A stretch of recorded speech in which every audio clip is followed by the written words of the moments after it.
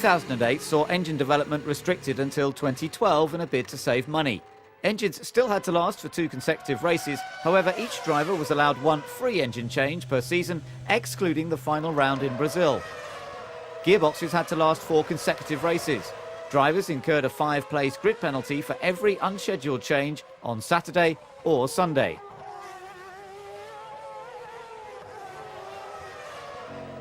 Safety car rules remained the same. Cars were still not permitted to refuel under the safety car until the pit lane was declared open. The punishment was clear. Anyone refueling got a 10-second stop-go penalty. Traction control was outlawed once again in 2008. A standard ECU was introduced. It was designed by McLaren and ran FIA-approved software. This enabled the FIA to monitor the electronics on the cars and ensure there were no driver aids being used. And the first thing people think about with traction control is going on power and getting lots of wheel spin. And that is the case, that there's no traction control there, but that's probably a smaller percentage of the effective lap time compared to what's happened under braking. Because as well as not having any traction control on power, there's no effectively traction control, or what you know on your road car is ABS, on the F1 car anymore. And that probably has accounted for a greater percentage of the loss than the on-power stuff. We've come through all the years and there's never been traction control. So it really doesn't make too much of a difference. That's in a dry, normal condition, nice weather driving. Once you get to start situations or wet weather, or maybe when you're passing someone and you miss your gear shift and you're coming out of the corner, that's where it's going to be definitely more difficult and I think in a sense more exciting also for spectators, because you're going to see more sideways moments and mistakes and things like that. So I think it's only good for spectators and also for me as a driver, it's more fun because it's more pure. It does exactly what I want it to do, and it makes it a bit more difficult, also more challenging. So I like the way it's progressed. The World Champions title defence kicked off in qualifying. But not for long. A problem with the electronic fuel pump left him stranded on track before pit entry, with no way of making it to the garage to get it repaired. Things didn't start much better for homegrown talent Mark Webber.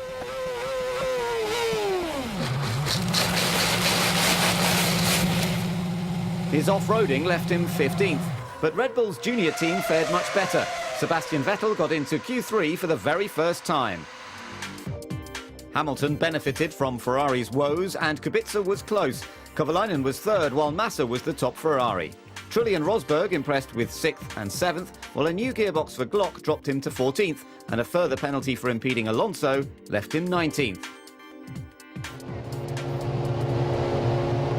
The sound of 22 cars revving up in the sunshine meant only one thing. F1 2008 had begun in Melbourne. Hamilton kept Kubica at bay while Massa had to do something about Kovalainen. But he got out of shape and hit the wall. Less than 15 seconds into the race and Massa required a brand new nose cone. Raikkonen had his work cut out, but he got his fight back underway at Coulthard's expense.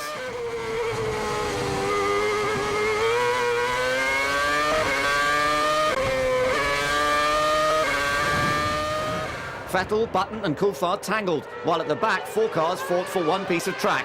That left Fisichella airborne and brought the safety car out. Mark Webber soon became the 5th retirement, not what he wanted at his home race. Trulli had hoped that Toyota's efforts would finally be rewarded in 2008. So when a battery hitch left him in the pits, he was deeply frustrated.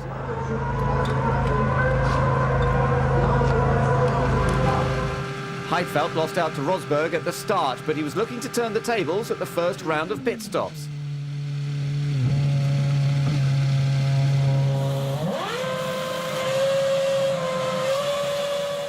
The BMW Sauber mechanics were a fraction quicker, and it was their man who gained the position. Massa's turn 1 incident left him with it all to do. But a move on Coulthard's 10th place left the Red Bull in tatters.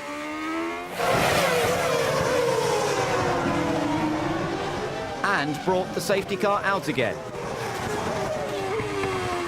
Ferrari looked set to bring Kimi in, but realised the pit lane was closed. He had to wait. The safety car created a headache for many. Alonso needed to pit. Fuel mixture free, save fuel, save car, save as much fuel as you can. Save as much fuel as you can, Fernando. Saving his car was more of a concern for Massa. His bad day finally ended thanks to engine troubles. It was unfortunate considering all his car had survived and a hugely disappointing start to the year. Teammate Raikkonen was not faring any better. A move on second place Kovalainen did not go as planned. Instead, it left him worse than when he started.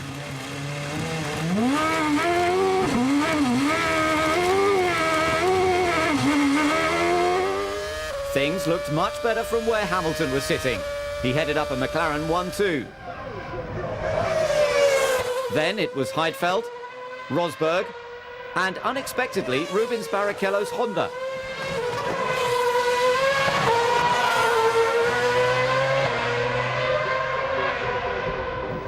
Raikkonen was on the prowl again. Behind you, very close. Okay, like that. He's fine. Okay, Timo, keep going, he's fine. He's start, push. The pressure was off new Toyota driver Timo Glock. Temporarily.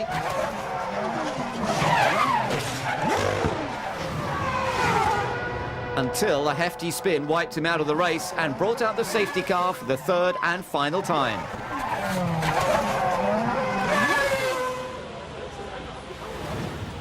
With no fuel and the pit lane closed, Barrichello had no choice but to pit. That alone incurred a 10-second penalty. Things got worse when the lollipop was lifted too soon and Rubens took his crew with him.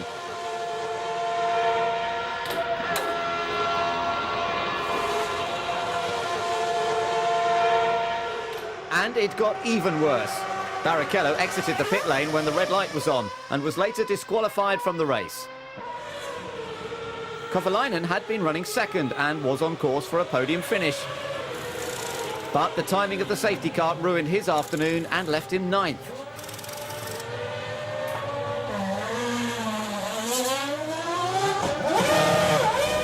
An on-track collision brought Kubica and Nakajima in for unscheduled stops as the race restarted.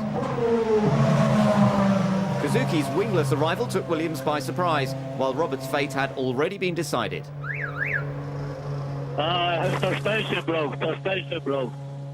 It should retire, suspension is broke. Okay, stop the engine. Alonso had a difficult time in qualifying, but the two-times world champion was not easily defeated. When Kovalainen put a move on Raikkonen, Alonso pulled a cracking manoeuvre on them both to steal fifth. But Ferrari had bigger things to worry about. No more chances. Raikkonen was out.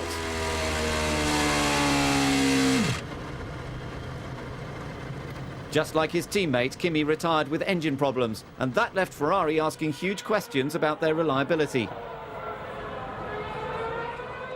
Questions that Kimi was unwilling to answer. Bourdais had been on course for an excellent fourth-place finish until his car let him down with only 2 laps to go.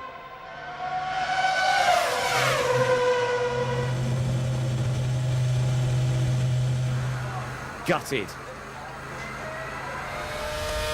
Alonso's return to Renault paved the way for Kovalainen's switch to McLaren, and it was Heikki that had the upper hand now.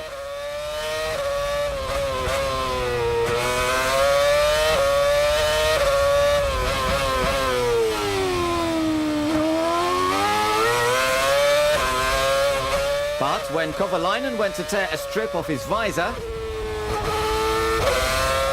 he accidentally hit the pit lane speed limiter and allowed Fernando back through.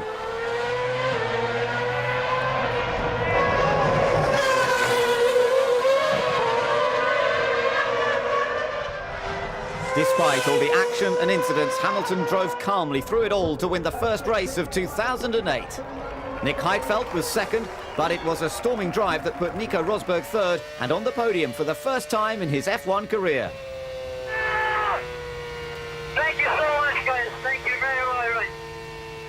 done, Nico. Well done. Good effort, mate. Good effort. Excellent.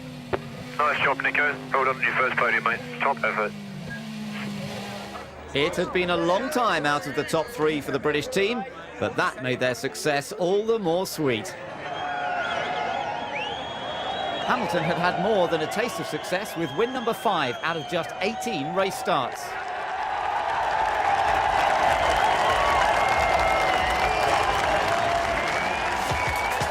It was the first time the former GP2 champions had shared a podium since their karting days.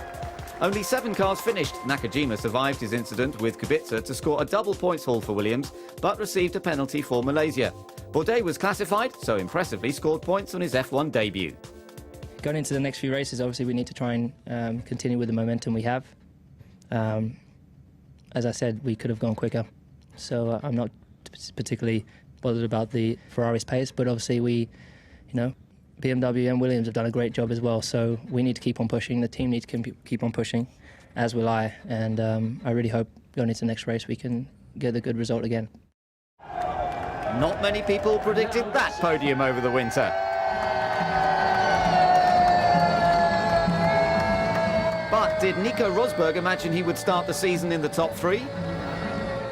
It's amazing to be on the podium in F1. It's just great, and it's been a while also, nearly 3 years or something. So it's just really, really nice, and I'm also really pleased for the whole team because they've been working so hard over the winter and really done a good job. Really done good progress. So it's just great. Their hard work paid off with a fantastic result. The Australian Grand Prix always throws up a surprise or two, but the big question moving on to Malaysia was who would keep up the momentum. The threat of rain at the end of qualifying forced several drivers to complete their final flying laps early to conserve fuel for the race. So when Alonso and Heidfeld were on their flying laps in the closing seconds, they encountered slow McLarens on the racing line, which hampered their final quick runs.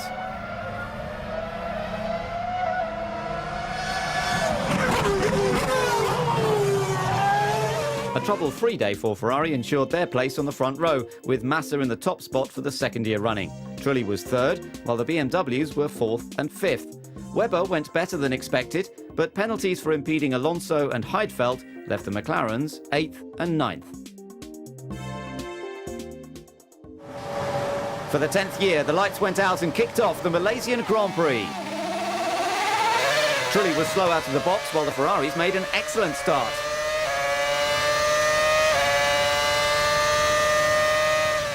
Heidfeld was on the attack, but contact with the Toyota lost Jarno more time. And position. And left him in the clutches of the McLarens. Trulli was under huge pressure, and Hamilton got the better of him.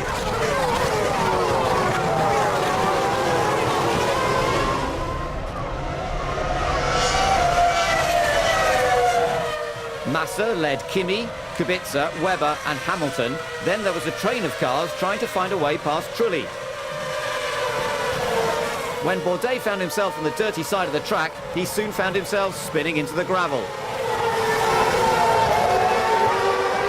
Starting 16th left Rosberg on the back foot, but this wasn't the time or the place.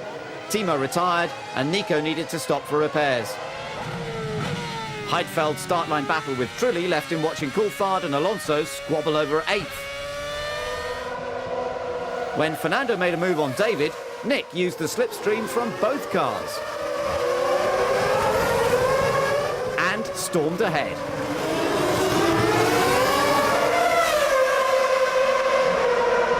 He left them to it, but Alonso and Coulthard were not done with each other yet. They used every piece of the 15-metre wide track. It was nip and tuck, but finally Alonso secured 9th place. Before the first round of stops, Massa led Raikkonen, but when Kimi pitted 1 lap later than his teammate, it was the Finn who came out on top.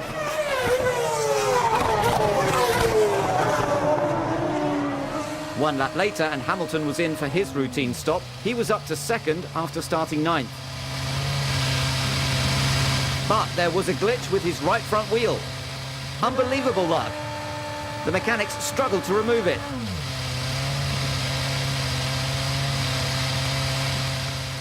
The long stop cost him dear.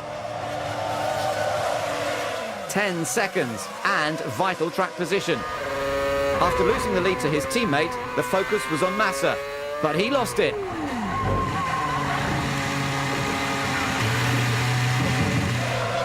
It was another retirement for Sebastian Vettel, but this time it was in more spectacular fashion.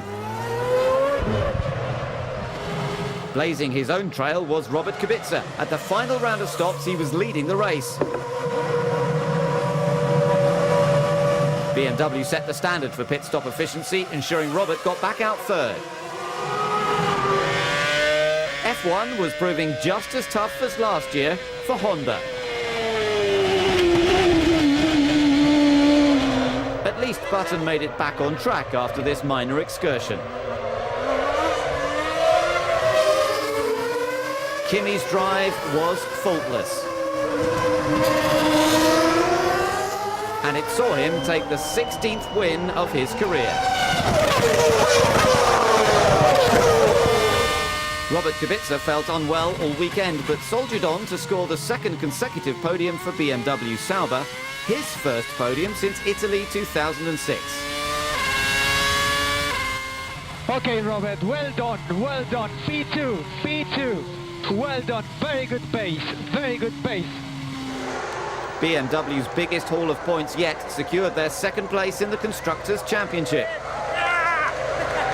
Raikkonen put all thoughts of his Australian disappointment behind him and kicked off his bid to retain his title. Hamilton's setback cost him dear. Kovalainen was third but nearly 40 seconds behind the winner. Rosberg couldn't capitalise on his one-stop strategy, while Alonso just got into the points.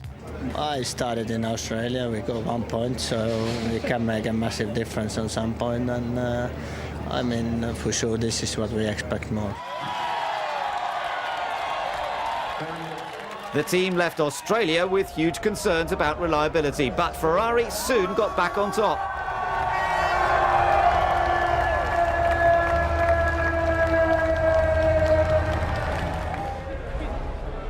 Two races with two different winners, but what was the impact of driving without traction control? Every corner is tricky now without the traction control, because the car feels good, and then suddenly if you lose it, there's nothing what's gonna save you. Even if you don't react quick enough, you're gonna be off. So, as a lot of people could testify.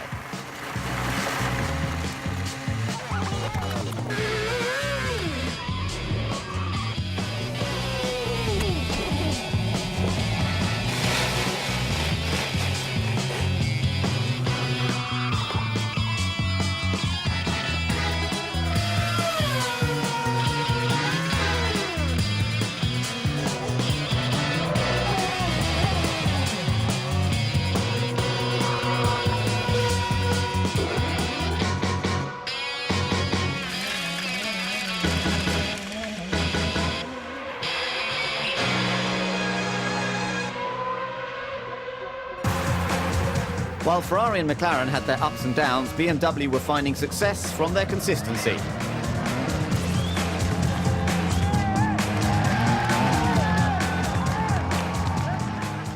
We managed to finish twice in the podium. Pace-wise, I could finish also in Australia on the podium, so this will be second race where I'm there, so let's hope we continue in this direction. Even before the penalties, McLaren were off the pace in Malaysia. I don't think we should be downbeat about our pace. You know, we won last weekend in Australia. You know, with Lewis and myself, I made the fastest lap of the race. We were strong there. Things can just change very fast in Formula One, and we just don't know what's going to happen in Bahrain. It's pretty interesting, really. Hamilton was pushing hard towards the end of second practice in Bahrain, but he got it very wrong over the curbs, lost control of the car, and slammed into the barrier. It looked as though Massa would be on pole, until Kubica pulled out a stunning lap to take pole position for the very first time. It was BMW Sauber's first pole after participating in 38 Grand Prix. Kubica did it and spawned thousands of pole-on-pole headlines. Hamilton recovered well to end up sandwiched between the two Ferraris. Rosberg was 8th, just behind the top 3 teams, and ahead of Alonso, but Coulthard was disappointed to be eliminated in Q1. On race day, Hamilton was happy to line up 3rd after his crash on Friday and wanted to pay back his mechanics for all their hard work. But no, a momentary lapse. And 8 places were lost before turn 1.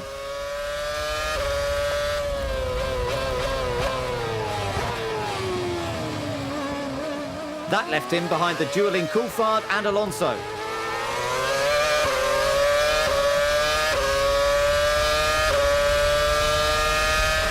DC tried to use the slipstream to go around the outside of Fernando. Hamilton bided his time, but made contact with the Renault and started losing parts of his front wing.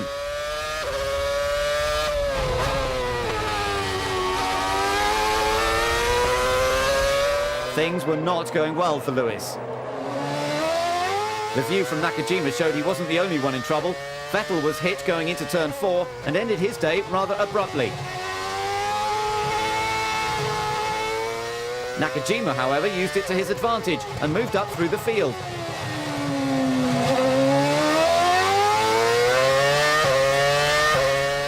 Massa led Kubica, Raikkonen, Kovalainen, while Heidfeld put a move on Trulli.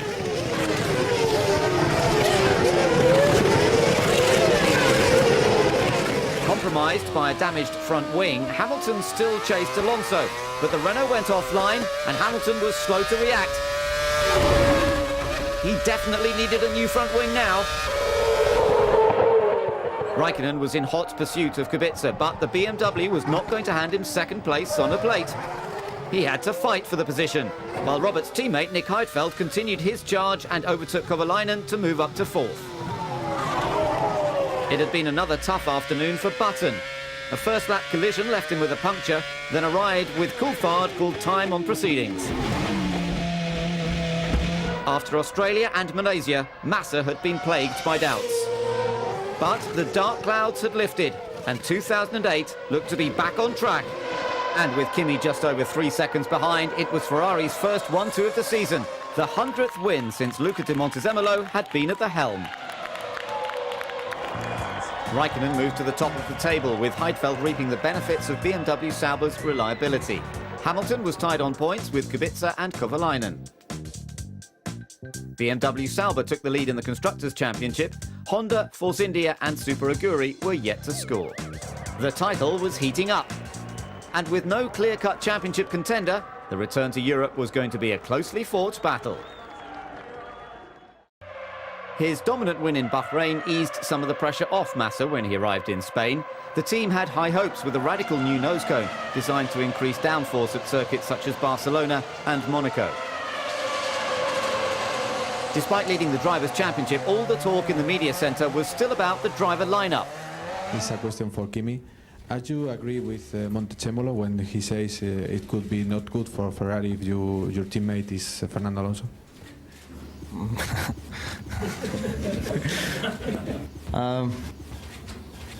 I don't even answer that.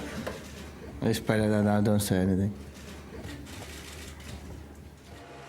Anthony Davidson was pleased to even qualify. Ongoing financial worries meant that the team only got the go-ahead to race on Friday. Barcelona turned out to be the last time the popular minnows would participate at a Grand Prix.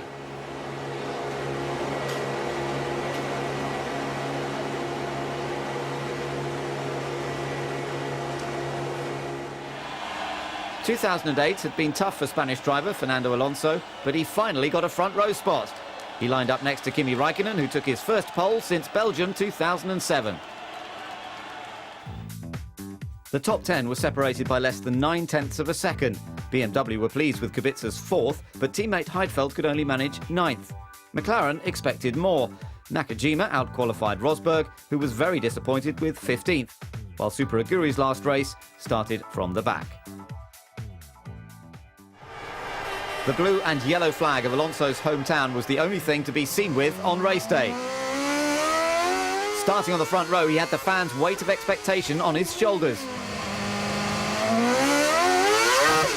But when he overcooked it on the formation lap, he nearly felt the fierce force of Flavio's temper. Fernando avoided a potential embarrassment and the grid was set to go.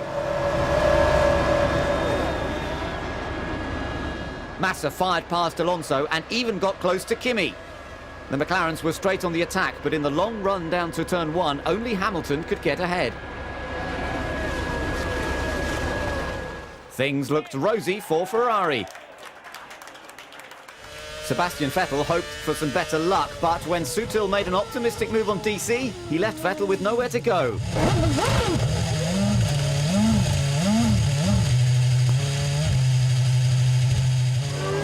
Toro Rosso's races were getting shorter and shorter. Sebastian Bourdais and Nelson Piquet joined Vettel on the sideline after their early tangle.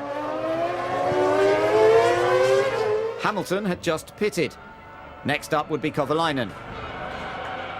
But the McLaren didn't make it.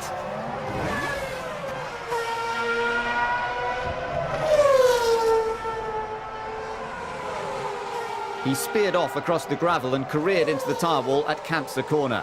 The monumental crash left his car buried in the tyres.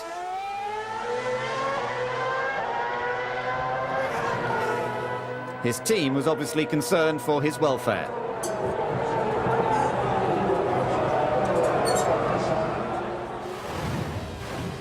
Heikki's plight began much earlier on. A problem with the left front wheel rim meant that the wheel was sitting more loosely on the axle than it should have been, so the two were moving apart under high cornering loads. During Heikki's first stint, the wheel rim began rubbing heavily against the brake drum. Eventually, this caused enough wear to cause the catastrophic failure of the inner lip of the rim as Heikki went through turn 9.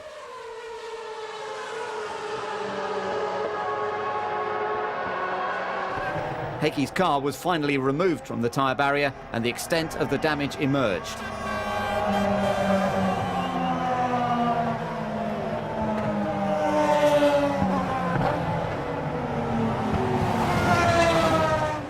Without steering, there was nothing he could do.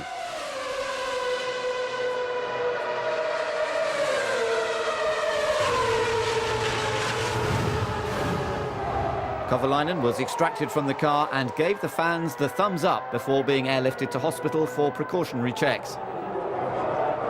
The subsequent safety car ruined Heidfeld's day. He didn't make it in before the pit lane closed and had to make the choice between running out of fuel or getting a stop-and-go penalty. 3, 2, 1, go! They took the penalty. Raikkonen was able to control the race from the front. It's not an easy circuit to overtake, as Massa, Hamilton and Kubica found out.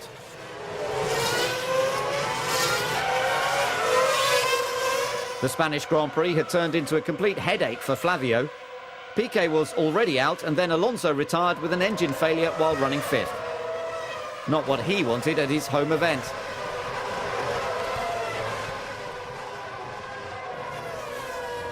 The fans were only too quick to offer their heroes sympathy. And Fernando even gave them something back before his long walk to the pits.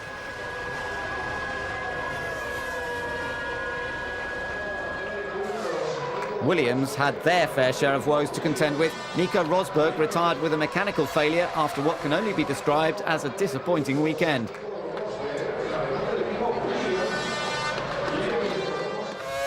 Coulthard needed a change in fortunes, but a clean race looked out of the question.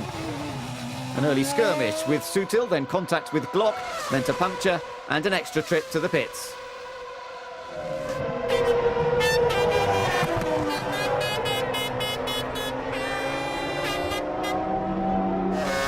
Fisichella was going well and angling for points, but Heidfeld was on a fight back. He used the slipstream, got alongside, and the position was his. The timing pages didn't tell the complete story. 2 safety car periods reduced the gaps, but Raikkonen had been unchallenged all race to take Ferrari's second consecutive 1-2 of the season.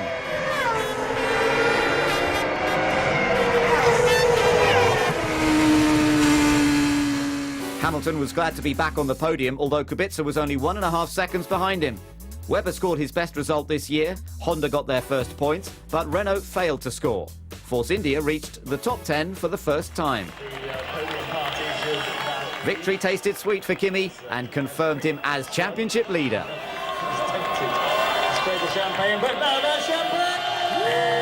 While investigations into Kovalainen's crash look set to continue for some time. Following his heavy crash in Barcelona, everyone was relieved to hear that not only was Heikki Kovalainen fit and healthy, but he was also given the go-ahead to race. But what did he remember of his terrifying crash? About 30 seconds before the impact, I don't remember, and about 2.5 hours after the accident, I don't remember. Although I never lost the consciousness, when the first people arrived at the scene of the accident, I was aware of what happened, and I told everybody, no injuries, and I was assisting people to get myself out of the car. But obviously, I was not recording that data. And when I was back at the hospital, initially a little bit confused, when I got back into this world, what's happened. But quickly I was told what happened and what was the reason we were in hospital. And since then, we got back on track, and the recovery's been very good. Istanbul marked Barrichello's 257th race start and saw him break former F1 driver Riccardo Patresi's 15-year record.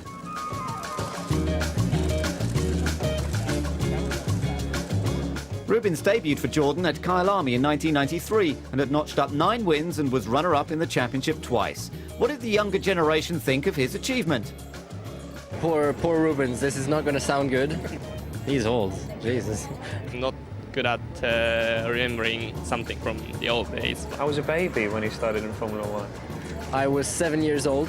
I was already practicing karting, but not thinking about Formula 1 for sure. With Mickey Mouse painted on my room walls and Mickey Mouse bed sheets. I was 5 years old, and I think around lunchtime I came home from kindergarten and then probably had some lunch, and after that and spent a nice afternoon somewhere. I don't remember.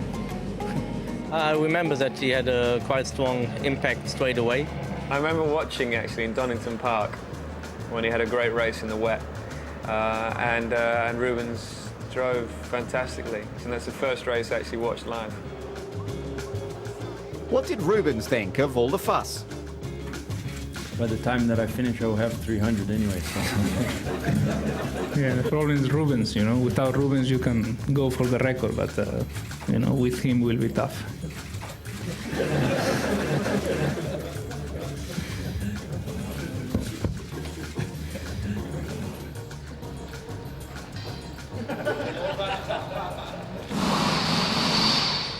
I love that. Thank you. Fellow Brazilian Felipe Massa was on pole position for the race. Kovalainen took a front row spot for the first time ahead of Hamilton and Raikkonen. Webber was in the top 8 again. Renault hoped for points with Alonso 7th, but Piquet was 17th. Trulli was 8th, but Glock was only 15th, while Barrichello languished in 12th.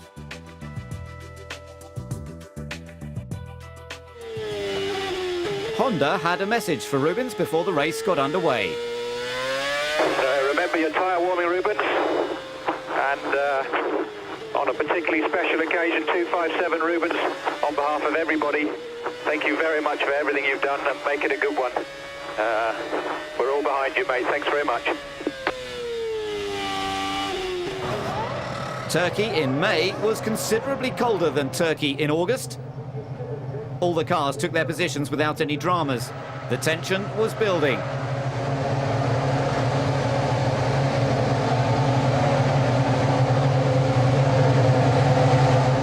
And building.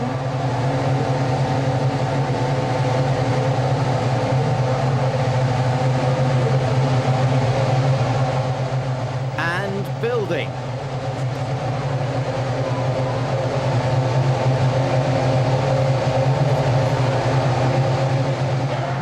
Finally, the start light procedure got underway. And the race commenced. Both Raikkonen and Kovalainen struggled and had ground to make up into turn 1. While Fisichella hardly even touched the ground. Giancarlo started from the back and was keen to make progress, but he was late on the brakes and careered into Nakajima. Both cars were out on the spot. Heikki and Kimi got up close and personal, so close that Kimi damaged his front wing and lost fifth to Alonso. With debris strewn across the track, it was inevitable that Bernd Nylander would be out in the safety car. Heikki hadn't realised his clash with Kimi left him with a slow puncture, and he needed to stop when the pit lane opened. Race leader Massa was chased by Hamilton. Kubica followed while Raikkonen was looking to reclaim fourth from Alonso. They don't call him the Flying Finn for nothing. He breezed past the Renault and took third from Kubica during the first round of stops. Teammate Massa was struggling to restrain a charging Hamilton.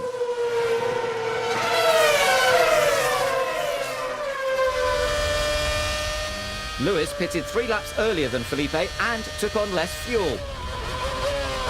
Now he looked to have the edge on the Ferrari.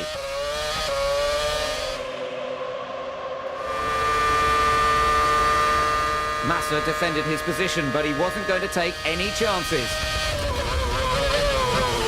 Hamilton had the measure of him, and Felipe had to yield. Did McLaren have something up their sleeve? A touch of magic wouldn't have gone amiss at Toro Rosso. Suspension failure on Bourdais' car left the team looking to the launch of the new one in Monaco. Hamilton once again pitted earlier than the rest of the field. Ferrari were onto McLaren's tactics. Hamilton's pace was being flattered by a 3-stop strategy. Nico Rosberg was running 7th before his pit stop. The thermal image camera showed the hottest parts of the car.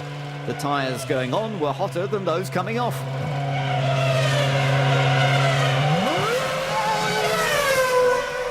Hamilton was still leading the race.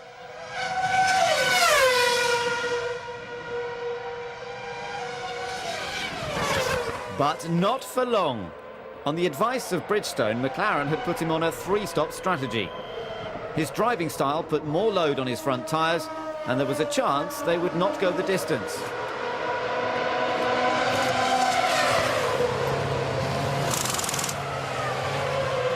Winning was out of the question, but splitting the red cars was possible. Ferrari looked resigned to their fate. Massa retook the lead while Hamilton spoilt all thoughts of a 1-2 finish. Kovalainen in the other McLaren was in combat with Rosberg. He got around the outside, which handed him the inside line and 8th. Or so he thought. Rosberg had almost done it. But Heikki used the slipstream and got him back on the straight.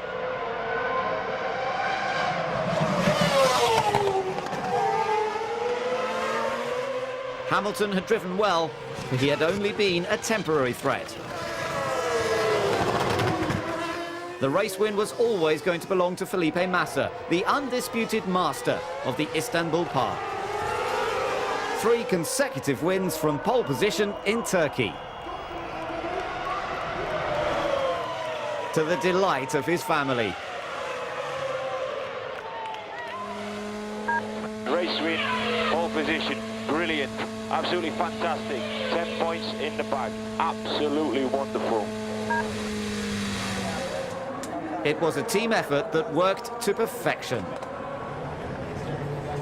and ensured Ferrari were top of the table in both championships. Hamilton held on to second. Kovalainen lost the chance to exploit his full potential. Alonso scored valuable points for Renault. Vettel finally saw the checkered flag, but it was Nakajima's first non-finish. The odds were stacked against Hamilton, but he finished just 3.7 seconds behind Massa. My race pace is getting stronger and stronger over the year as each race, and we had a strong showing in Barcelona, and even stronger here. Some more questions. And we overtook on a Ferrari. And we overtook a Ferrari.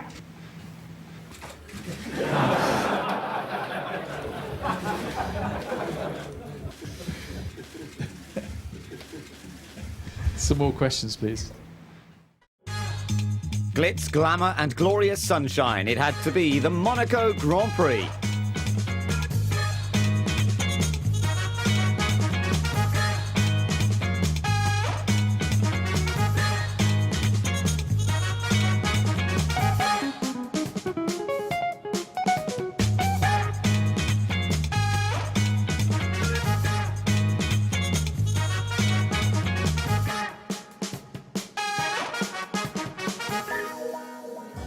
It was an all-Ferrari front row, with the McLarens right behind. Kubica was one to watch, while Monaco resident Nico Rosberg used his local knowledge to take 6th. Both Red Bulls got into the top 10, while Heidfeld hoped he wouldn't be unlucky starting 13th.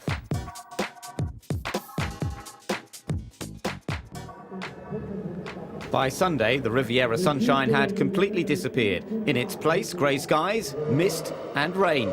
There was no silver lining for Kovalainen either. He couldn't select a gear and had to be pushed into the pit lane for a new steering wheel to have a chance of joining the race.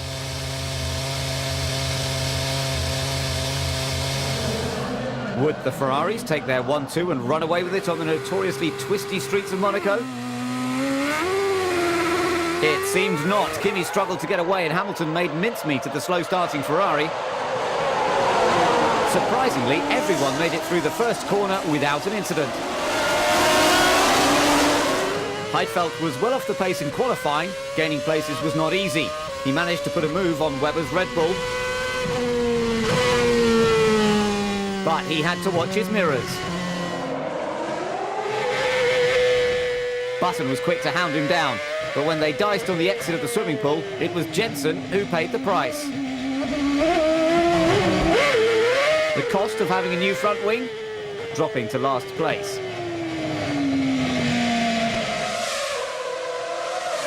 Sutil excelled in the soggy third practice last year in Monaco. His wet weather skills proved just as good. When the Toro Rosso of Bourdais faltered, he was quick to pick up the spoils.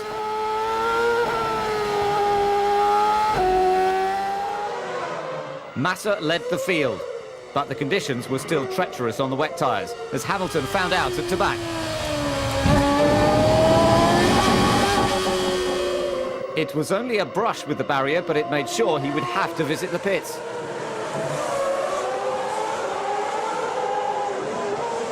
The team did their best to turn around a bad situation and fueled him up for a long second stint. He rejoined 5th behind Alonso. McLaren's quick thinking paid off later in the race.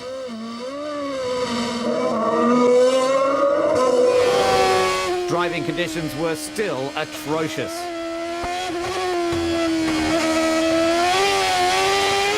With lots of standing water, a driver had to have his wits about him to keep it out of the barriers.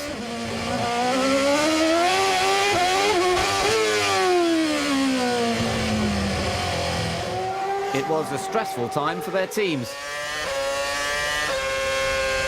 Fernando, at the moment you are faster than anyone else on track. You are faster than anyone else on track. I hit the barrier, I hit the barrier.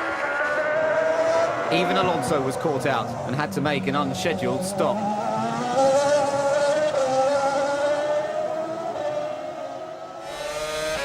The weather did not improve. Visibility was almost non-existent. Coulthard tried to correct a slide, but it was too late. And too late for Bourdais also.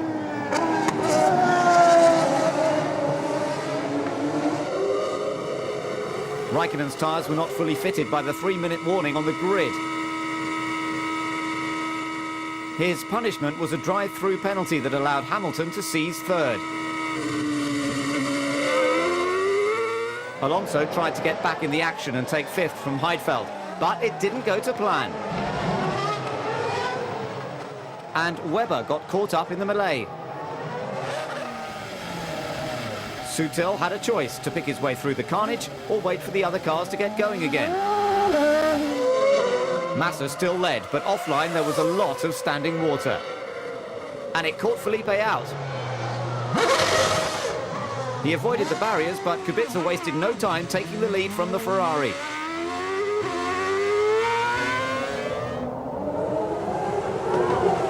Kubica held the lead till his first pit stop. He came out 4th behind Massa, Hamilton and Raikkonen, but Kimi got it completely wrong at Saint-Avold. So wrong that the Ferrari would need a new front wing, but he kept fourth at least. Glock was having a bad day.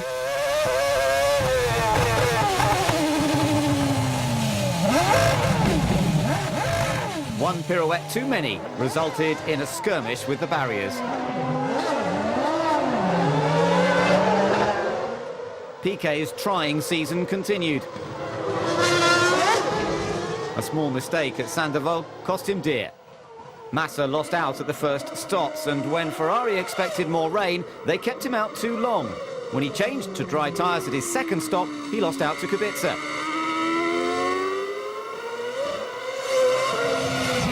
Nico hadn't been able to capitalise on his strong qualifying performance. He survived 2 minor knocks earlier on and was running 10th.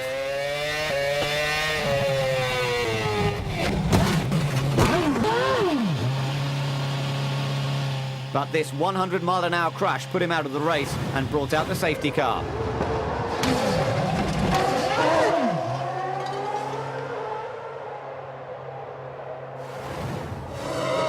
It looked good for Sutil. So currently you're in P4, you're in position 4. Your next challenge behind you is actually Raikkonen, and the guy in front is Massa. So they're the two cars you're racing.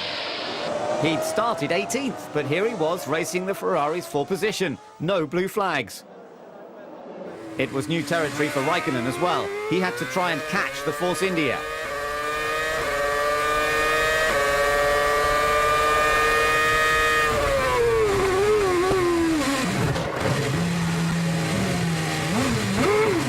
But Adrian's dreams swiftly became the stuff of nightmares.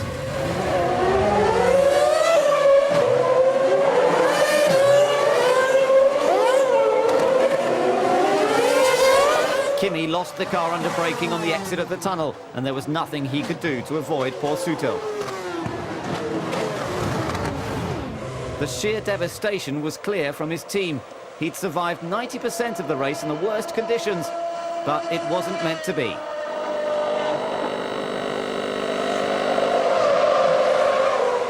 The team's one-stop strategy was set to pay off handsomely. Adrian was inconsolable.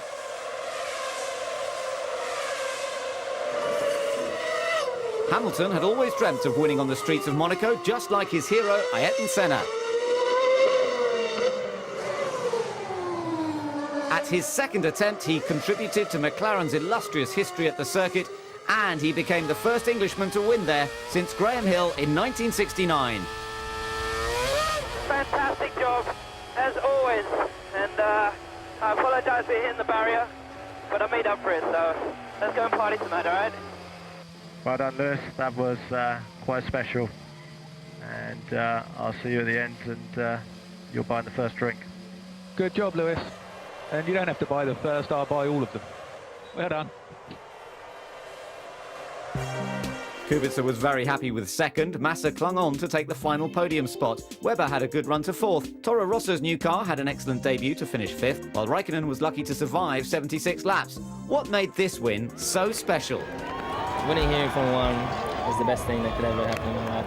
It's incredible how the track can change so many times, and the car feels good, and the car doesn't feel so good, but then it feels good. And this weekend, and especially as it dried up, you know, I felt comfortable in the lead, you know.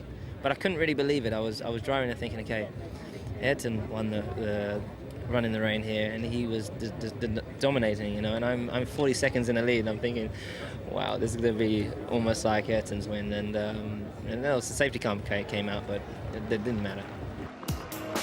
The win put Lewis at the top of the championship standings. Raikkonen, Massa and Kubica were waiting in the wings. Webber continued to score points, while Vettel and Barrichello scored their first of the season.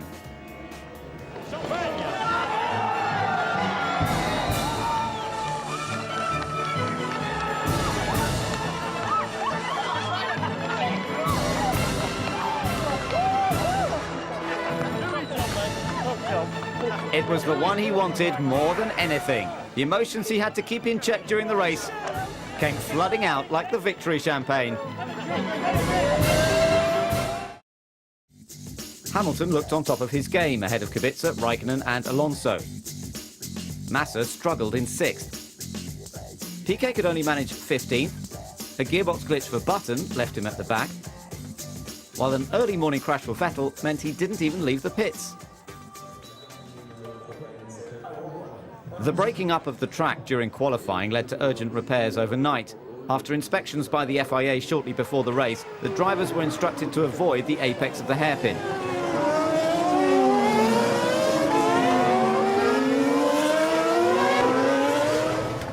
Following their setbacks on Saturday, both Button and Vettel opted to start their races from the pit lane. Alonso had high expectations starting 4th, but he was slow to get on the gas and soon under threat from Rosberg.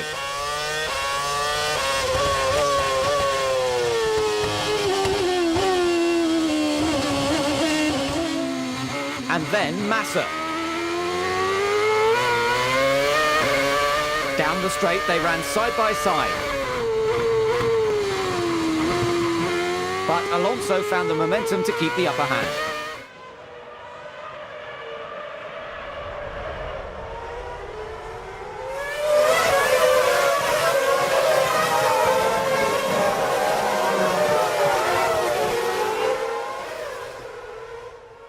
Barrichello had suffered with a cold all weekend. Then a feisty-looking Heidfeld got him all hot and bothered and relegated him to 9th. A gearbox problem stopped Sutil's car running, so he decided he'd try and run the track instead.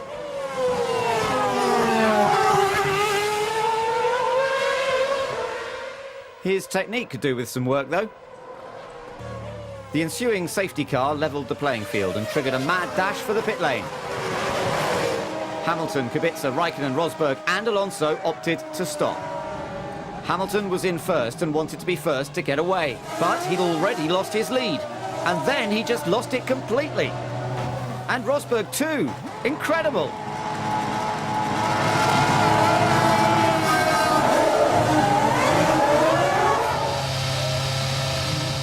Actions spoke far louder than words.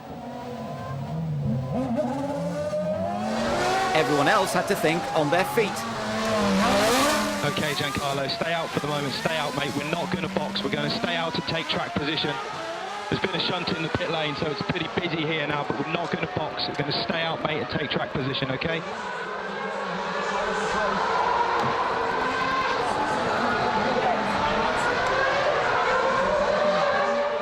Kimi had little to say on the matter. And calmly pointed out the error of Hamilton's ways.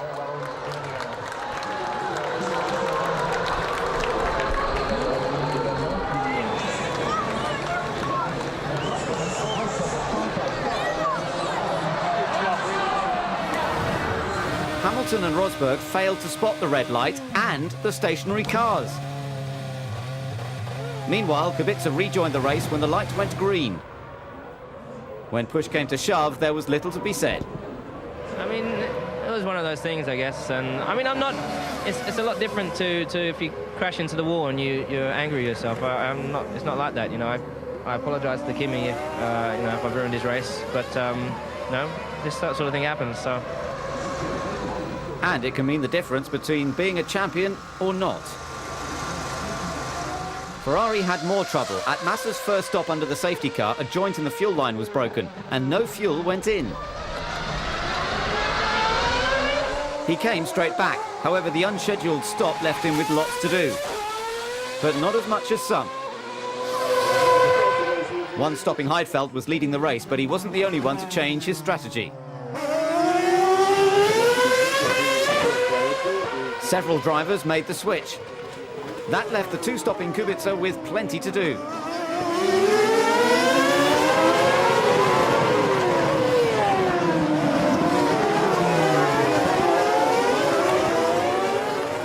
Lap 29 and Heidfeld made his one and only stop of the afternoon.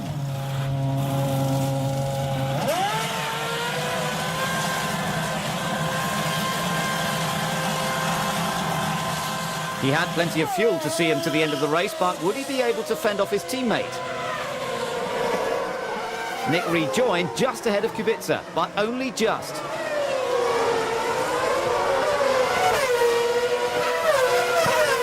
Robert had less fuel on board and needed clear air to get the most out of his two-stop strategy. So, he made his move.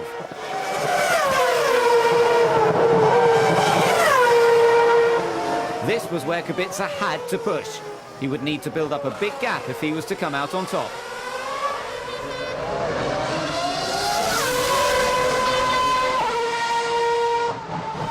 Two-stopping Alonso was on course for a podium.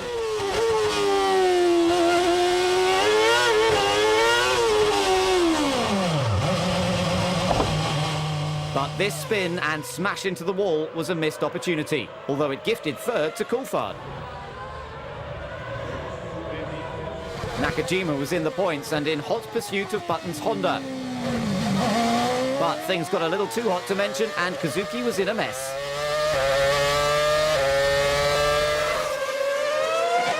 With his front wing stuck under his chassis, his steering was compromised, to say the least.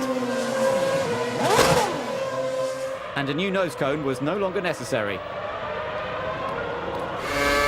It was a sterling drive from Massa in the face of adversity. He was way back, but that didn't stop him. He kept tight to the hairpin and got round Barrichello and Kovalainen despite the tricky track conditions. Rubens was more worried about the McLaren, and neither car was prepared when the Ferrari nipped down the inside. Force India had suffered another difficult afternoon.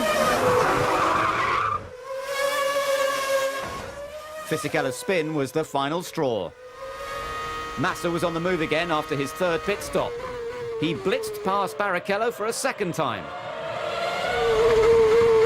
And got straight into attacking Trulli's fifth place. One wrong move from the Toyota, and the Ferrari slipped by. Kubica built up such a lead after his second stop that he rejoined in the lead and 4 seconds ahead of his teammate. Robert, bravo, bravissimo, bravissimo. That's an historical win, Robert. You are leading the championship now. The predicted thunderstorms did not arrive for the race, but there was plenty of thunderous applause from his fans. He was the first Pole to win a Grand Prix. It was a great result for Toyota after starting in the midfield, and both cars had a stint leading the race. Massa recovered well to finish 5th, Barrichello was 7th, while Rosberg was the only survivor of that red light incident.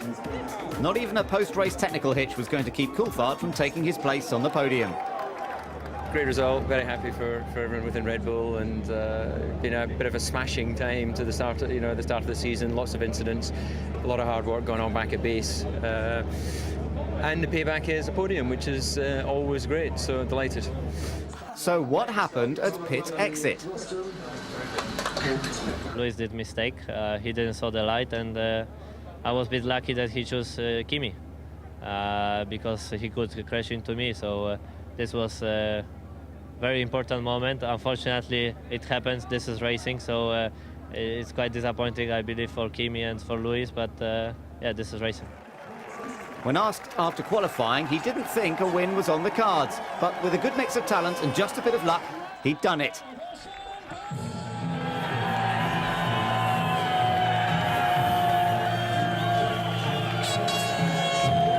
The celebrations would go on late into the night.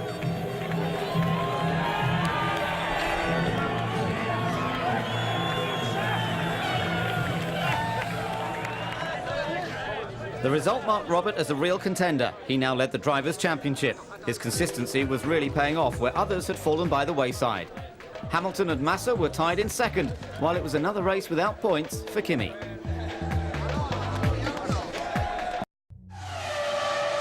The news of Ove Anderson's death came as a huge shock to the F1 paddock in France. The Swede was Toyota's first Formula One team principal and a key figure behind their World Championship success in rallying. The team decided to pay their respects by wearing black armbands and with a simple black band on the car. The aim for the weekend was for a good result to pay tribute to the man whose passion inspired so many.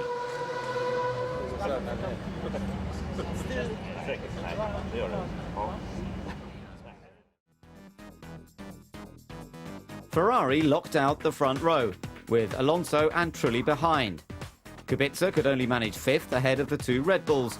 Glock was 8th, while Hamilton and Rosberg were well down the order, thanks to their penalties following their pit lane collisions in Canada.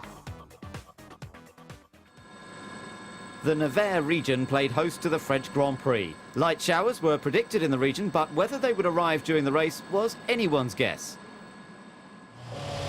Alonso had qualified well, but he was 3 stopping. And this wasn't the start he needed to maximise his team's tactics. By turn 1, he'd lost out to Trulli and Kubica.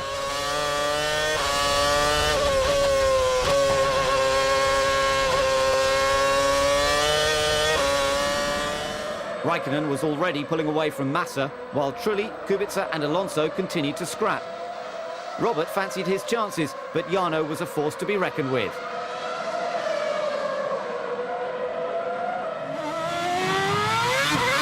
The championship leader fell into the clutches of Fernando, who finally found his feet to take back 4th.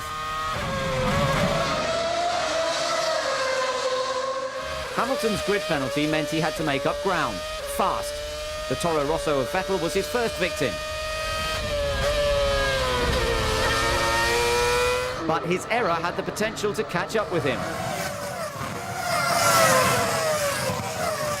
Hamilton still had a lot to do.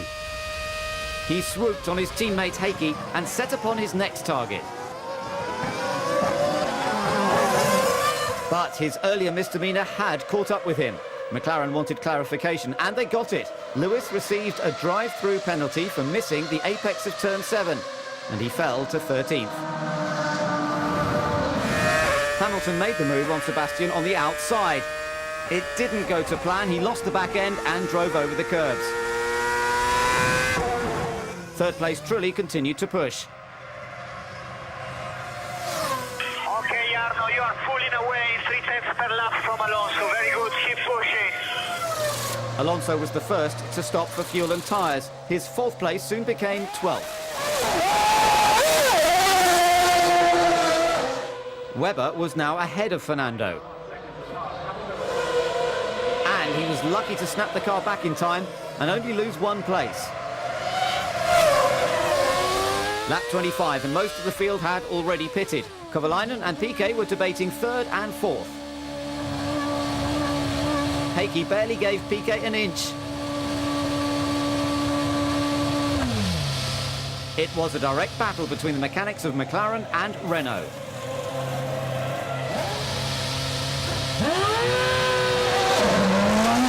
A battle Renault looked to have won. But too much hesitation from Nelson cost him 9th.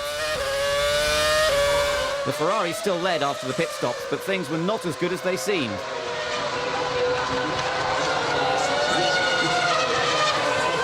Raikkonen headed the field, but Massa had taken huge chunks out of his times, and it was clear for all to see.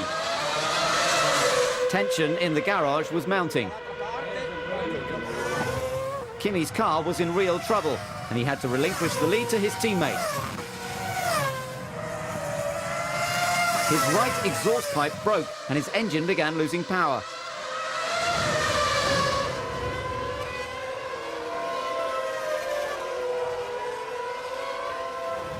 To remove the bodywork would have cost the team even more time, so at the pit stop no action was taken.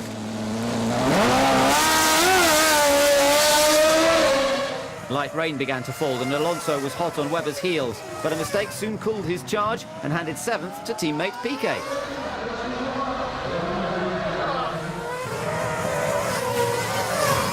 Trulli was under huge pressure from Kovalainen and Kubica. Heikki did everything he could to wear down the Toyota. But a small error lost his momentum and Trulli did not budge. Just like his father, Nicholas Todd kept an eagle eye on proceedings. His driver, Felipe Massa, couldn't quite match his teammate's speed, but with his car intact, he gained the advantage to reach the checkered flag first, with Kimi relegated to 2nd. But who would take the final podium position?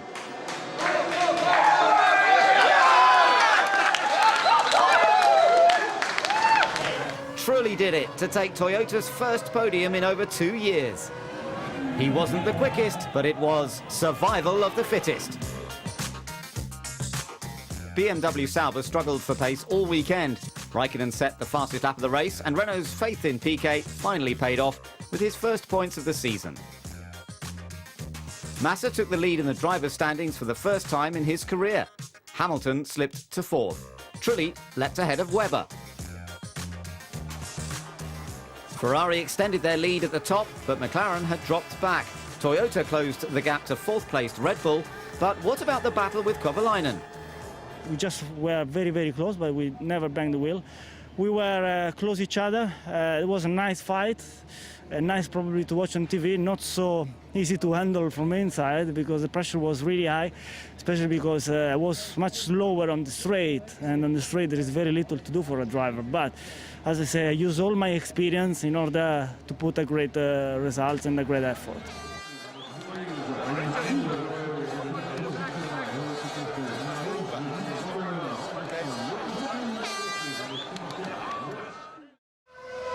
Conditions were tricky for qualifying, but that didn't stop Kovalainen blitzing the rest of the field.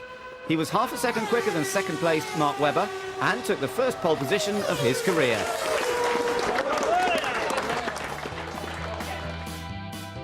Webber got his first front-row start for Red Bull. Kimi had hoped for more than third. Massa wasn't able to complete his final running time thanks to a problem changing the right rear wheel and found himself languishing in ninth, while Kubica had his worst qualifying of the season thanks to car woes.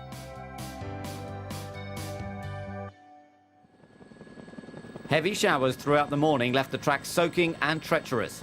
There was no rain predicted for the start, but there was plenty expected later. Hamilton had it all to do. But within seconds, he'd sliced past Raikkonen and Webber. He was even giving Heikki cause for concern. It looked like Lewis had done it, but not quite.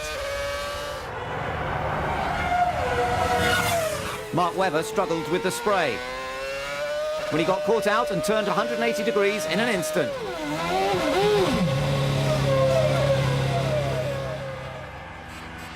Massa was also in trouble. He too got it round the wrong way and rejoined just ahead of last-placed Webber. Brief contact caused a choreographed calamity for Coulthard and Vettel. The McLarens were in combat. Kovalainen was holding up Hamilton. Lewis had to get past. Massa was having a disaster. He struggled to keep the car running in a straight line and ended up back to front again. Lewis's pursuit of Heikki was relentless. And eventually it paid off.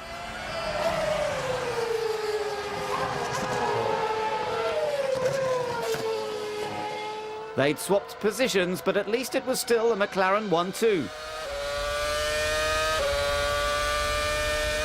Well, it was until Kovalainen went round a full 360 and allowed Kimi past.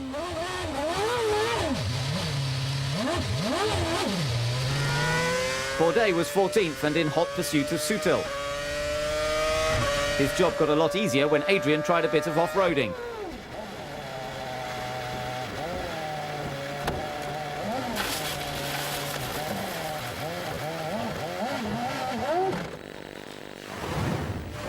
Sebastian was lining him up for the move, but the Force India was caught out by standing water, and he aquaplaned into retirement.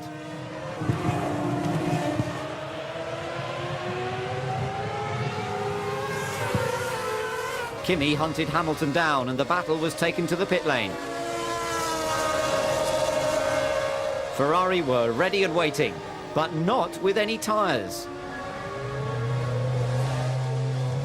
Kimi kept the same set in anticipation of only a light shower.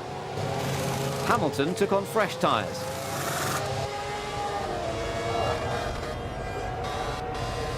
And kept his advantage.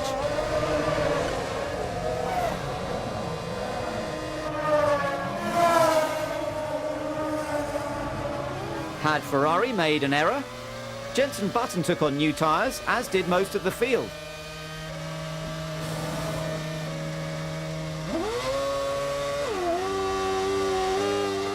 There was blue sky on one side, but it was quite a different story on the other. Sure enough, the rain arrived and the drivers were beginning to struggle. Heidfeld made the most of Glock's tentative driving to move up to 5th.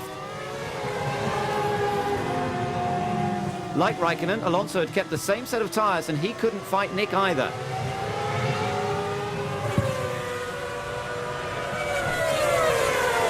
Nakajima had a battle with himself. He was really struggling to keep his car pointing in the right direction.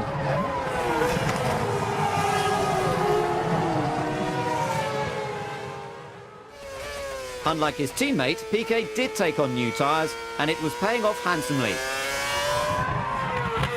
Alonso's worn wets were slowing him down, and Nelson reeled him in to snatch 6th.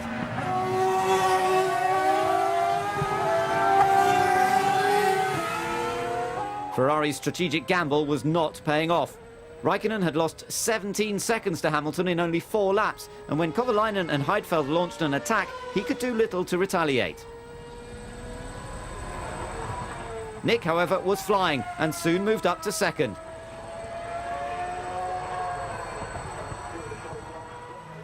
Barrichello was looking good for a points finish, and with the worsening rain, he made the call for extreme wet tyres. A hitch with his refuelling rig cost him time and left his teammate queuing behind.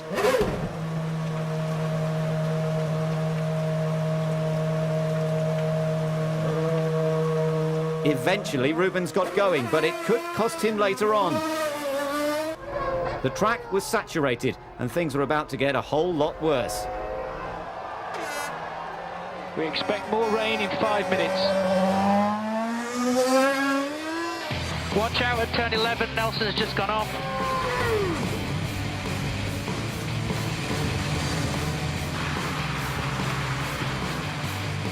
Safety car, please, safety car.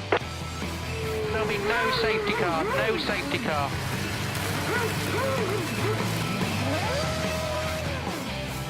Okay, we need a safety car immediately.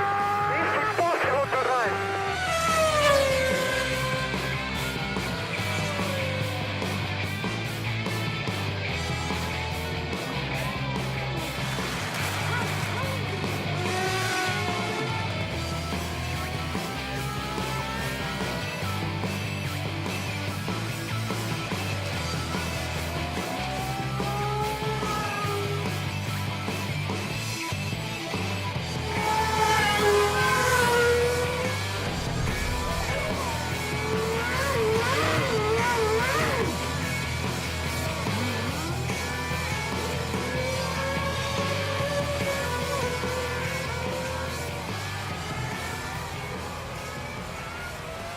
But there was one man who kept it together and triumphed in the conditions.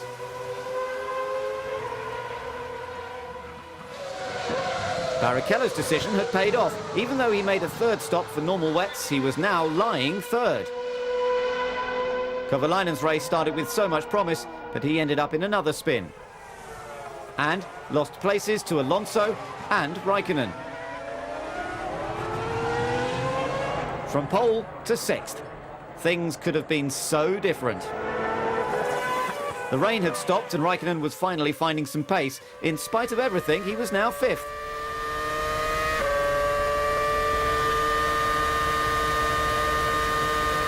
Until he relieved Alonso of 4th.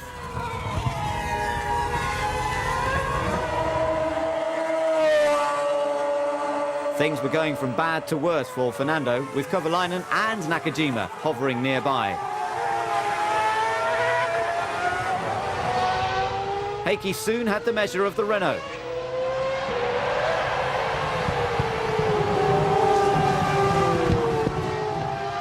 And gave his mechanics something to cheer about.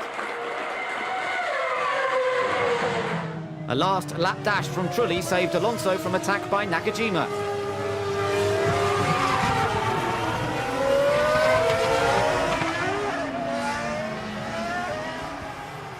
But this was the sight the crowd had been waiting for.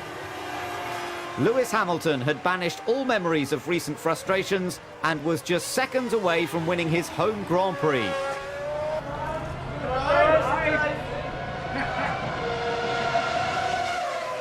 It was one of his toughest races yet, and one of his best. He'd finished over a minute ahead and had lapped all but Heidfeld and Barrichello. For the first time since 2000, a British driver was on the top step of the podium at Silverstone.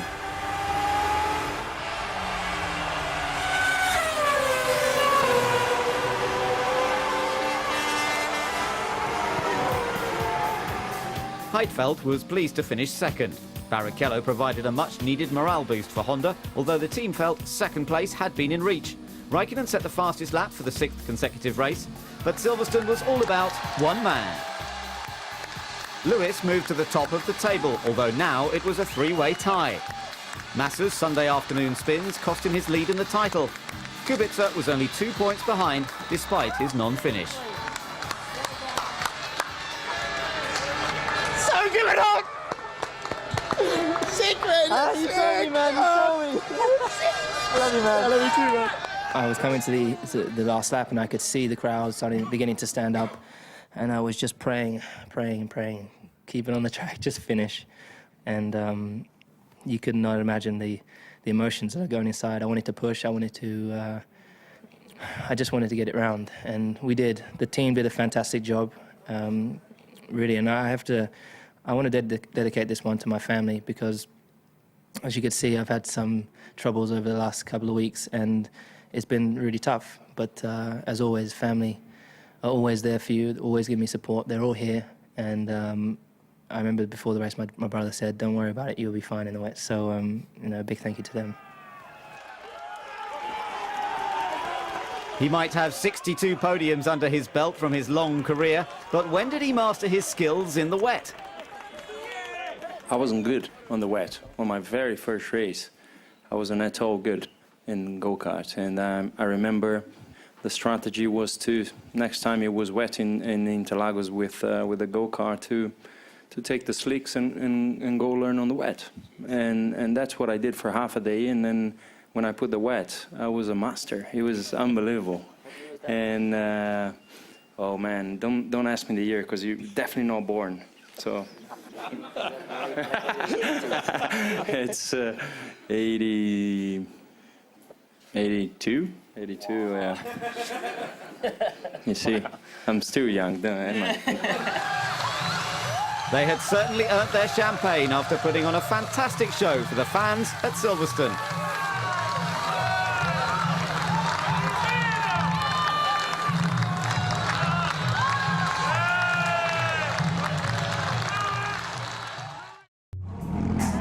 Three drivers equal on points, with Kubica waiting in the wings. Championship predictions? That was anyone's guess. One interesting stat has emerged, which is that in terms of fastest race lap over of the weekend so far, you're a solid second behind Felipe Massa, well ahead of Kimi and your teammate, but Massa's quite comprehensively ahead of you. Can you talk a little bit about the balance between one-lap pace and race performance, and equally between translating pace between Q2 and Q3 in view of what happened at Silverstone? That's the most complex and complicated question I've ever had. Well, come on, use your brain. He did more than that in qualifying and put himself on pole position for the race. Massa got in between the two McLarens. Trulli did well to start fourth. Alonso was fifth, but his teammate could only manage 17th. Both Red Bulls were in the top 10. Heidfeld was disappointed with 12th, while the Force Indias filled the back row.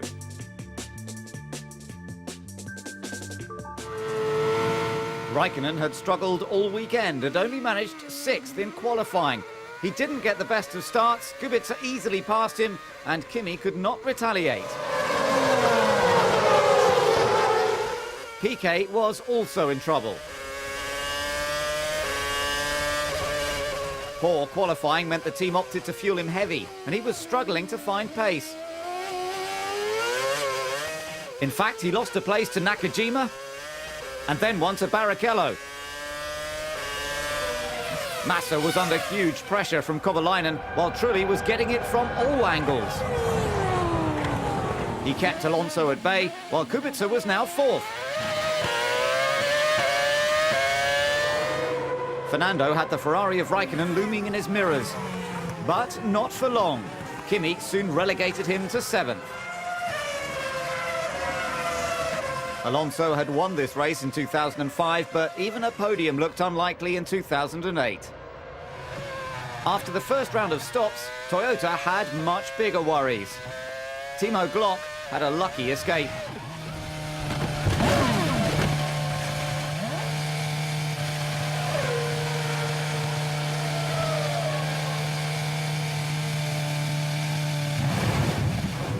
A damaged rear track rod gave way and caused Timo to lose control of the car in spectacular fashion and crash violently into the pit wall.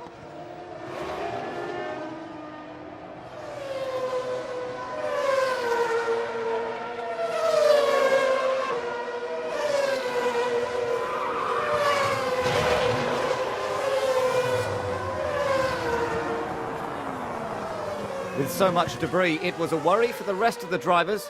The safety car was inevitable. He's on the main straight in front of the pits. A lot of debris in front of the pits. Bent Mailander and Peter Tibbets were quickly on track to bring the cars safely through the wreckage, while Glock was helped from his destroyed car. Box, box, box. You need to be bunched up right behind the cars ahead. This will be a busy pit lane. Everybody coming in. The pit lane was still closed. Back markers could not take their correct places, and strategists had to think on their feet. When it opened, most headed to the pit lane, but race leader Lewis Hamilton did not.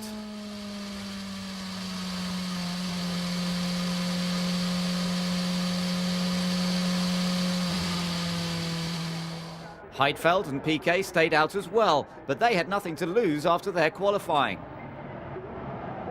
McLaren looked to have thrown it all away. The Ferraris even opted to queue up for their stops. Hamilton's teammate Kovalainen pitted. Everyone was desperate to gain position and not to lose it. Vettel was determined to get ahead of Alonso, and he did it, even if Fernando was more than a little disgruntled. Mark Webber's day looked to be over. I've got smoke from the back of the car, guys. A lot of smoke from the right-hand bank. Stop, stop, stop. Stop on the circuit. It was his first mechanical retirement of the season thanks to an oil leak. But with the track now clear, the racing commenced. Since Canada, things have been on the slide for BMW. Kubica found himself helpless to Kovalainen's advances, right in front of the Mercedes grandstand. The other flying Finn was on a comeback. Once again, he made mincemeat of Fernando. Rosberg was soon dispatched. Next up was Vettel's 8th place. Trulli soon followed. Now Kimi was 7th. Massa in the other Ferrari was 4th and struggling to catch the one-stopping Piquet. Barrichello tried to secure the inside line and force Coulthard wide. That wasn't part of the plan, and he was out of the race. Lewis finally made his second pit stop with only a small margin over Heidfeld. Where would he rejoin?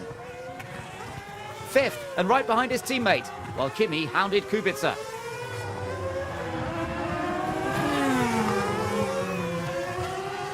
If Lewis was to fight back, he had to dispose of Heikki. Kovalainen realised his teammate was quicker and didn't put up too much of a fight. Heidfeld pitted. That left Nelson Piquet leading the race ahead of Massa and a charging Hamilton. Nothing was going to stop Lewis's amazing comeback. Not even Massa's Ferrari. It had been a valiant effort, but Piquet was no match for his former GP2 rival.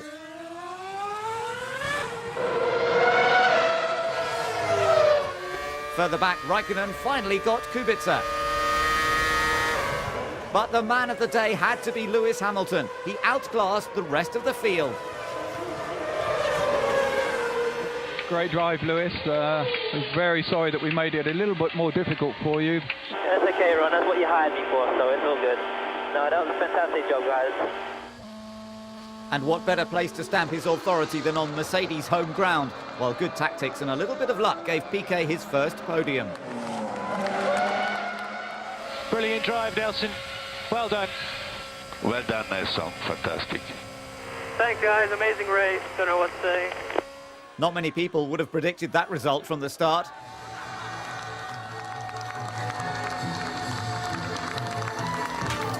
Vettel was pleased with 8th. Kimi finished where he started. Piquet profited most from the safety car after only qualifying 17th and was now only 3 points short of teammate Alonso. The boys in the team, they said, look, Nelson, let's just go for a first long one, and we can decide if we can go. We do a 2-stopper or 1-stopper. As we were starting 17th, I didn't want to say too much because they were a bit angry with qualifying already. So I said, okay, let's go with that, and luckily it was perfect. Hamilton simply coasted by Massa and forced him wide. Yeah, I mean, otherwise, you give him too much space, and then he would have gone around the outside. So I had to let him know, I'm coming by. I hope you're okay with that. I've got to go. As Hamilton looked to make it 3 wins in a row, the majority of the field was forced to play catch-up, and that meant greater use of the shark fin concept. Since Red Bull first tested the innovation pre-season, various teams had used the design at other events, but the Hungaroring saw its widespread usage.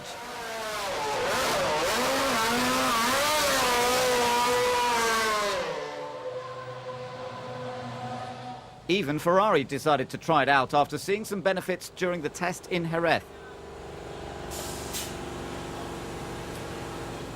McLaren was one of the few teams not to use it, but their own aerodynamic tweaks looked to have paid off with an all-silver front row. It was the first McLaren front row since Japan 2007. Massa was third ahead of Kubica and Glock. Vettel just missed out on the top 10, and it was disappointing for Heidfeld, who lined up 15th, and Bourdais, who started 19th.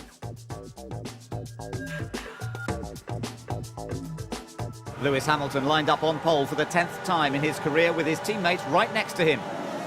Heikki didn't get away well when the lights went out, but Felipe Massa was flying. He catapulted ahead of the pack and went round the outside of Hamilton into turn 1.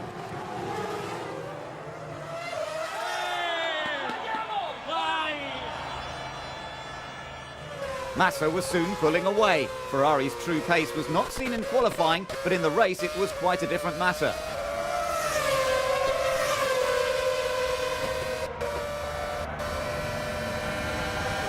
Lewis had to keep up with him if he wanted to have a chance of taking the lead. But he didn't manage it at the first round of stops. Hungary proved to be too hot for some. Bourdais' first pit stop got a bit fiery. Nakajima suffered a similar fate. Next up, it was Barrichello.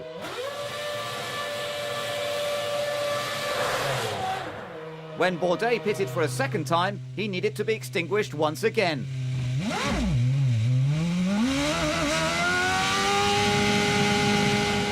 Emergency checks at Honda confirmed the problem would not happen again. The second pit stop window approached, and McLaren hoped to leapfrog Massa with a long second stint.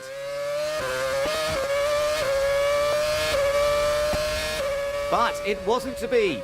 Lewis suffered a tyre failure and was forced to complete the best part of the lap on a flat tyre.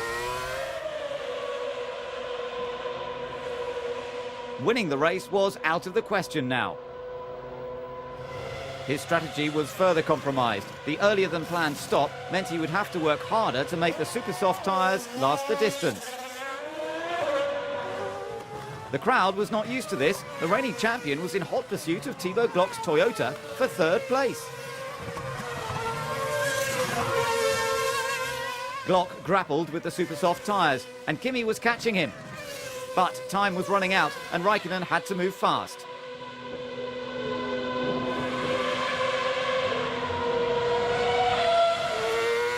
It had been a tremendous drive from Felipe, but his moment of glory was short-lived.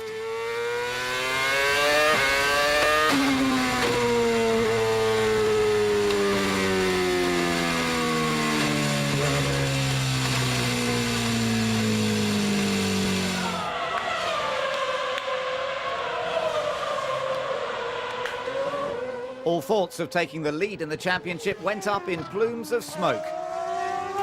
Right in front of the pit wall, and only 3 laps from home.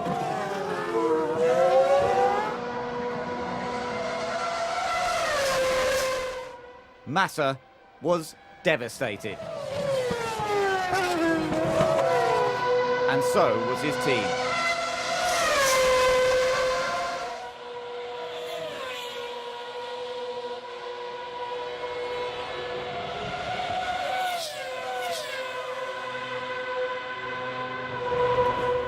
The pendulum had swung back in McLaren's favour. Kovalainen was now leading the race despite not having the pace to keep up with Felipe and Lewis in the early stages. After suffering his fair share of misfortune in 2008, it was time for Lady Luck to pay Heikki a visit. His debut win ensured he was the 100th Formula One winner since the championship began in 1950.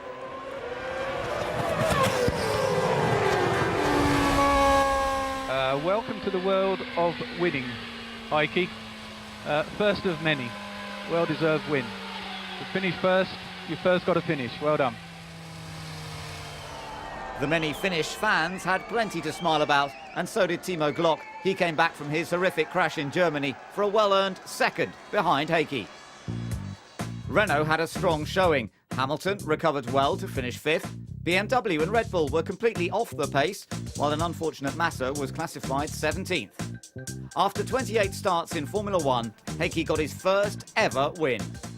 I saw it straight away, but it was obviously a little bit difficult to believe. I wasn't sure if it was, because I just lapped the Toro Rosso car. I thought maybe it could be another Toro Rosso, and just I had to look, which one it is. And then I saw the yellow crash helmet, and I thought this is pretty good for us. But then just no big emotions, just keep the concentration and bring it home first, and then celebrate. There was little rejoicing at Ferrari, but the competitive spirit would not easily be extinguished.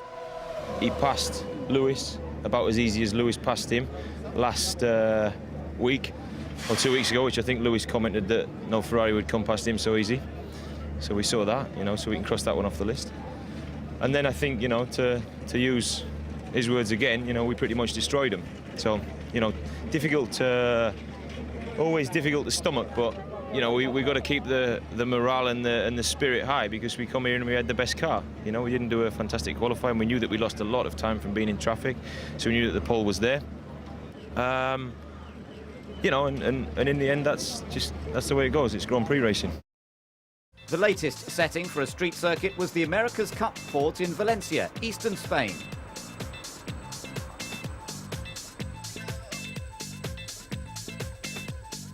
On Thursday afternoon, everyone took the opportunity to analyse the first new track of 2008. But what was the verdict? The atmosphere is fantastic in front of the port, so I think we need some kind of these races, because I think for the people is very, very nice. Well, I think there is an element, a bigger element of excitement coming to a street circuit and coming into the town, because you're surrounded by the atmosphere of the locals. The food here is great, the weather is great, the people are smiley faces, which is lovely. And I did love the track. I mean, it's unbelievable how they put up such a nice track into this place. The circuit is great. They've done a great job with the asphalt, with the track layouts and everything. I think it's brilliant. Fantastic. I think it's a nice circuit, nice city. Also, the location of the paddock is very special with the sea. You have the feeling that you're still on holiday, but obviously you are not. And when you are in the car, full concentrate and quite a challenging circuit. I walked the track yesterday, and I can tell you it's even more challenging than to do it by car. I have to say I'm really impressed. Flavio, did you walk the circuit? No, I was run. Walking, running, or even in an F1 car, a new circuit levels the playing field and presents a new challenge for every driver. Massa took pole position ahead of Hamilton, Kubica and Raikkonen. Toro Rosso got both cars in the top 10 for the first time, but Red Bull had a torrid day.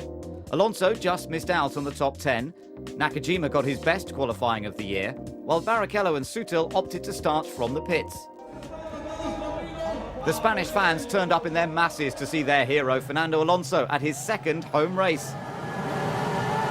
The inaugural Grand Prix in Valencia was just seconds away. Massa started his 100th race with an impeccable start, while Hamilton looked to protect his position from Kubica. Everyone made it round the first few corners without any incidents. For the moment.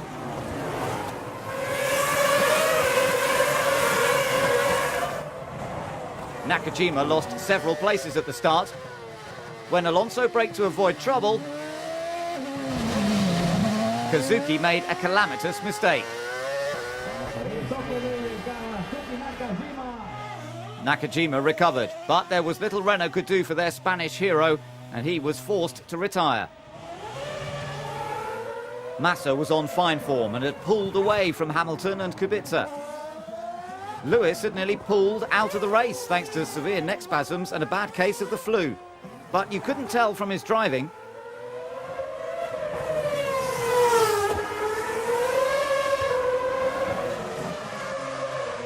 Ferrari and McLaren were embroiled in another battle. This was the clash of the Finns.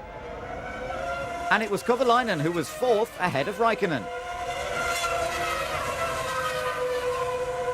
Mark Webber wasn't flying, but his mechanic certainly was. Little changed at the first stop, so all eyes were on the second round.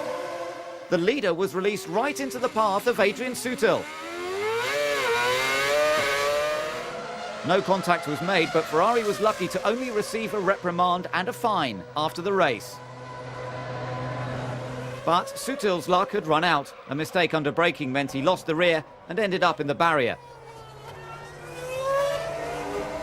Raikkonen and Kovalainen were battling for third, and at their second pit stop there was little between them. Things ran smoothly at McLaren. But that wasn't the case at Ferrari. Kimi left too soon and took his fuel rig and his mechanic with him.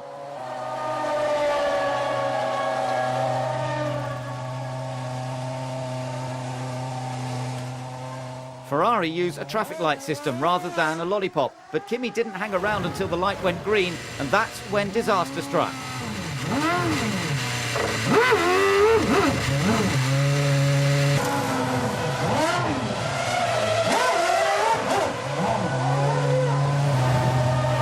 His mechanic was taken to hospital for observation. Ferrari had a lot on their mind.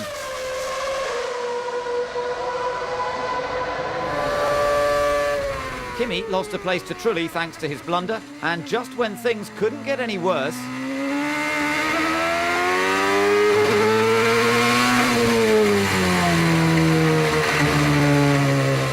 his engine gave way in spectacular fashion, just like Massa's in Hungary. He too was forced to stop at pit exit in plumes of smoke.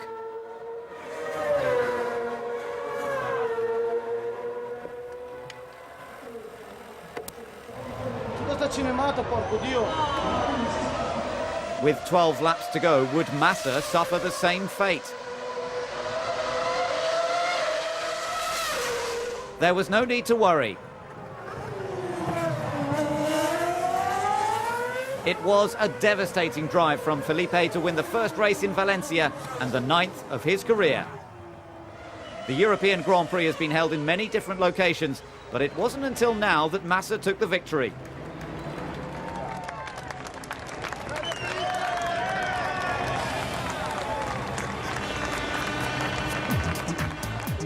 It was a disappointing weekend for Renault, Honda and Raikkonen. Toyota was happy with 5th and 7th. Rosberg scored his first points since Turkey. After the disappointment of Hungary, Massa was king of the track, pole position, fastest lap, and of course, the win. I think after such a bad result, I think we did a fantastic job. Not 100% because we still had a problem with Kimi on his engine. And we need to work very hard to fix that because he will be very keen for the end of the championship. But I think today we had everything perfect to win the race and to do a great job.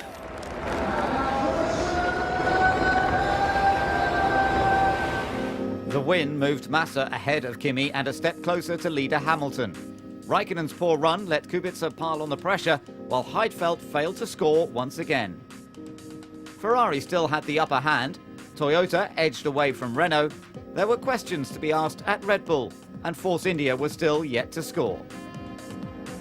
6 races to go, and the title was still there for the taking.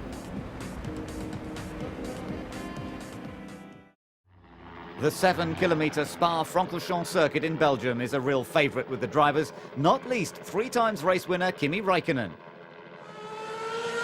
But his weekend didn't get off to a brilliant start. This crash during Friday afternoon's practice cut short his running and left his mechanics with plenty to do.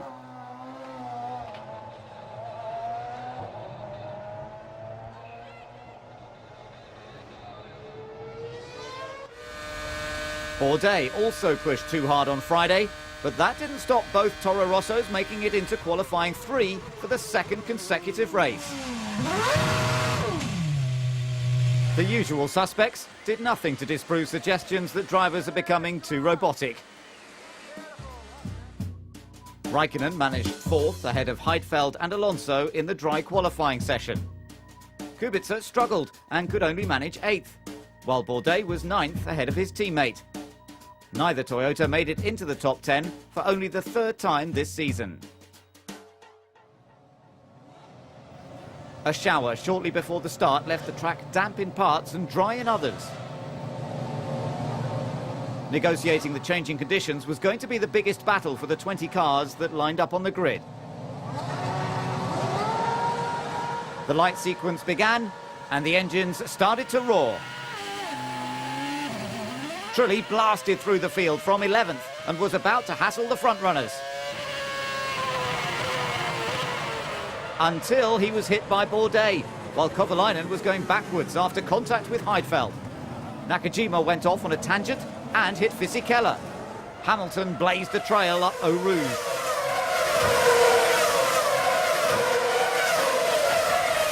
Massa was overcautious in the conditions and soon found himself overwhelmed by his teammate.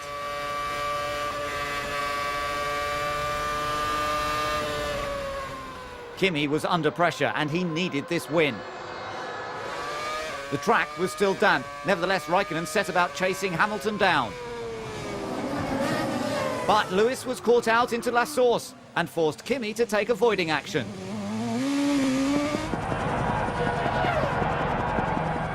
Both cars kept going and it was a battle of wits up the steep climb of Eau Rouge.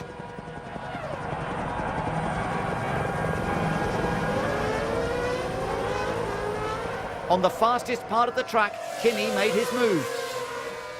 One-handed.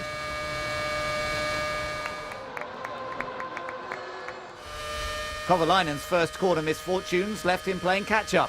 He easily lapped Fisichella, but was over-ambitious with his move on 6th place Mark Webber and earned himself a drive-through penalty.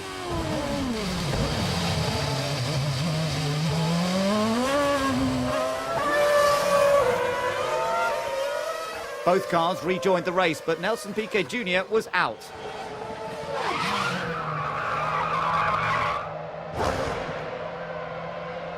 He needed to find some form, and fast. Bourdais was having a great weekend. Top of the timesheets in qualifying 1, he out-qualified his teammate and had run as high as 2nd earlier in the race. When he made his 2nd pit stop, he was up to 4th.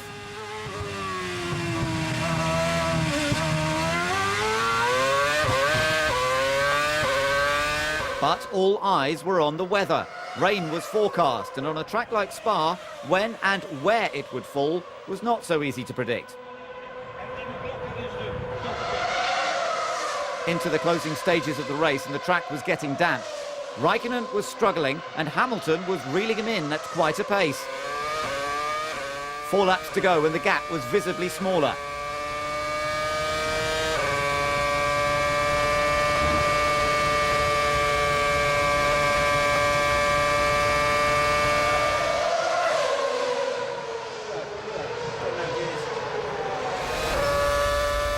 Three laps remained and Hamilton had the lead in his grasp.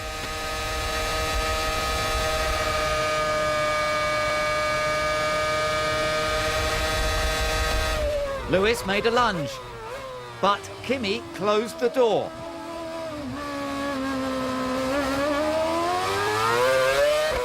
Cutting the chicane meant he had to give the lead back. But not for long. When the opportunity arose, he grabbed it.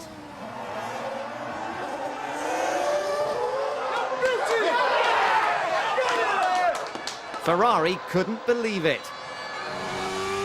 2 laps left and the rain was getting worse. Tyre temperatures were down and both drivers wrestled with their cars.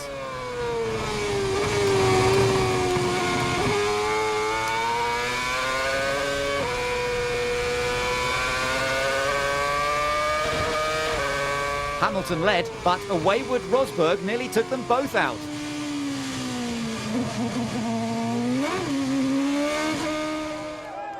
It was do or die for Kimi.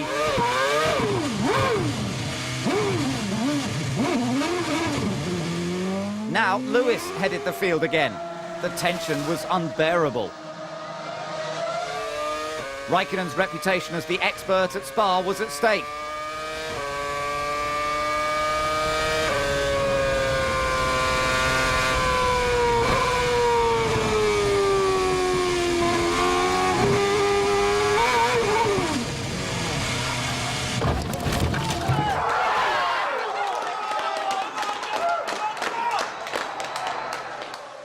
That was it. Game over for Kimi. His car and championship were in tatters. Whilst Raikkonen and Hamilton battled, Heidfeld made the call for wet tyres. And Alonso wouldn't be far behind. But Lewis wasn't home and dry just yet. And his dad was on tenterhooks. Slow down, Lewis. Slow down, Lewis. Slow down.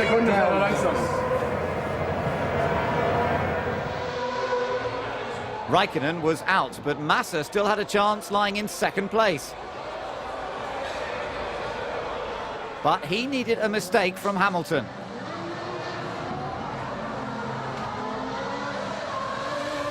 Lewis didn't oblige. Somehow he stayed on track for a phenomenal win. Fantastic job, Lewis. Fantastic, Lewis. Great job. Great job. That's what I'm talking about, guys. That's what I'm talking about. He really proved himself as the man to beat in the wet. And Massa kept his head to take the runners-up spot. While everyone had been watching the scrap for the lead, Heidfeld and Alonso had made massive progress on the wet tyres. Mick's hero or zero decision paid off handsomely. He passed Kubica, Vettel, and then Bourdais in just a few corners.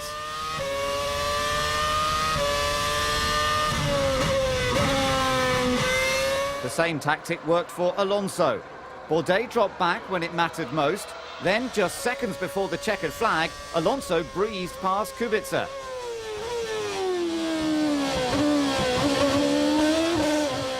And then Vettel to finish fourth.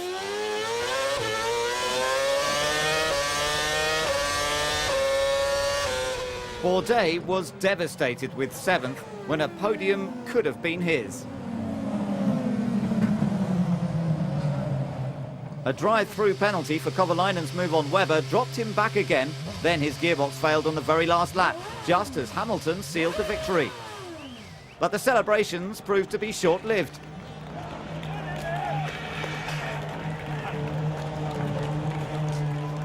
He was handed a 25-second time penalty for cutting the chicane and gaining an advantage following his move on Kimi. Only the FIA steward's opinion mattered, and when the official classification was released at 18:30 on Sunday evening, Hamilton had been relegated to third. McLaren announced their intention to appeal the decision that left Massa first, ahead of Heidfeld and Hamilton. Kubica felt a podium could have been his, while Webber was elevated to eighth when Glock received a time penalty for not respecting yellow flags. Time would tell whether the driver and constructor trophies would have a permanent home at McLaren headquarters.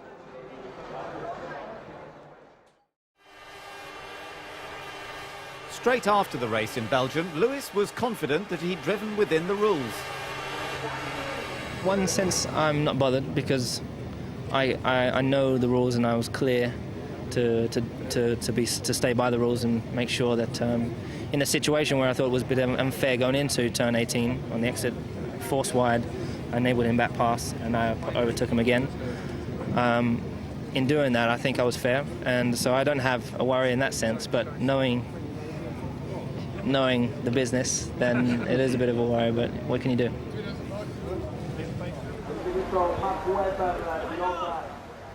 But by the time Formula One had moved on to an unseasonably wet and miserable Monza, the tide had turned against Hamilton, and there were many drivers who believed that he had gained an advantage. To be honest, I gave many times my idea about what's happened, and what's happened is that he took an advantage by cutting the chicane. Otherwise, you know, you can ask drivers how many overtakes you see there. No overtaking. Going from the last corner to the first corner is so small, straight. You know, so he took an advantage. That's clear. I mean, and that's my opinion. So it doesn't change.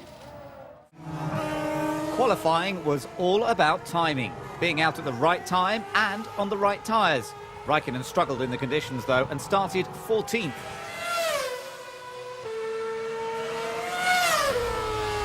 Hamilton's wet tyre gamble did not pay off in Q2. He went back for extreme wets, but still got caught out on his last attempt. And could only manage a lowly 15th. Vettel wasn't fazed, and by setting his times early, he was on provisional pole.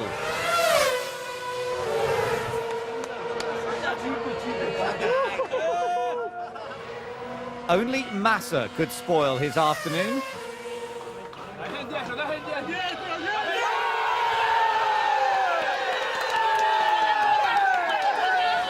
But he only managed 6th, leaving Vettel to become the youngest driver to take pole position. Toro Rosso's home event was going even better than expected. Bourdais managed a second-row start with 4th. 3 Red Bull cars were in the top 4. Only Toro Rosso and Toyota got 2 cars into the top 10. Kovalainen didn't make the same mistake as his teammate. Massa was best top runner, starting 6th. Alonso was 8th, with Kubica 11th, Raikkonen 14th, and Hamilton 15th. The weather didn't improve on Sunday, and the race was started behind the safety car. But 4th-placed Bourdais was already out of the running.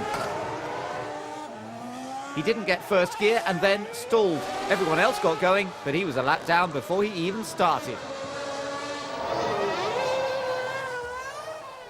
Behind the safety car, it was still Vettel, Kovalainen, Webber, Rosberg and Massa at the front of the field. Keeping it on track was to be the biggest test. After 2 laps, racing got underway. Vettel had clear track and he stormed ahead while the others battled through the spray. Conditions were still atrocious. Kubica was following his teammate.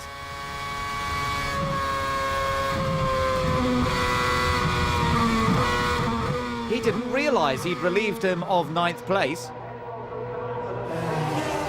Raikkonen and Hamilton were stuck behind 11th placed Fisichella, but there were no blue flags. This was a battle for position. With Massa up in 5th, it was a dire situation for 2 of the championship contenders. Finally, Raikkonen passed Giancarlo. 1 down, 1 to go. Hamilton found a way past the Force India.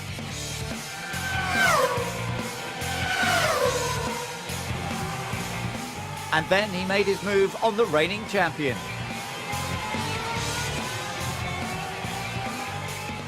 Massa was losing time behind Rosberg. But he wasn't planning to take advantage by cutting a chicane. His caution confused his team, but if he was taking 4th, he made absolutely sure of his move. The man at the front even made a mistake, but he wasn't going to lose this lead. Contact with Coulthard left Fisichella on a collision course with the barriers. Hamilton made light work of Heidfeld. Glock's 9th place was next. Timo's reluctance to yield nearly cost him. Lewis would stop at nothing to take the position. Hamilton soon took Kubica's 8th place.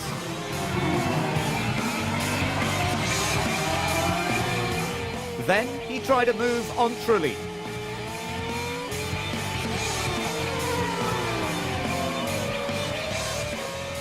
But he wasn't taking any chances after Belgium and handed the position back. Most people had headed for the pit lane, and that allowed Hamilton to move up to second once he disposed of Rosberg.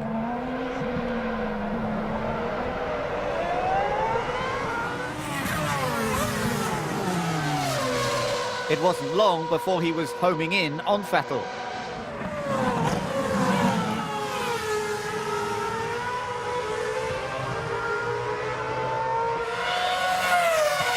But his pit stop put paid to that and gave Toro Rosso some much-needed breathing space. Massa didn't get past Webber in the pit stops. He had to do the work on track.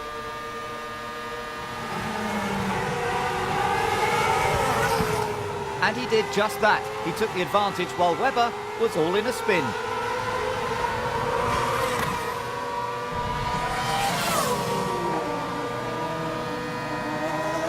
The predicted rain didn't arrive, so race leader Vettel made the switch from extreme wets to normal wets at his second stop.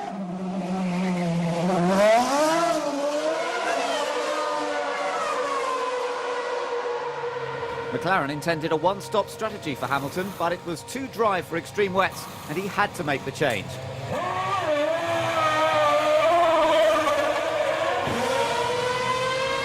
A later stop for one-stopping Kubica paid off. With the threat of rain diminishing, he was able to change tyres and get back out third. Webber had just lost a place to Hamilton and was desperate to get it back. But that wasn't the way to do it.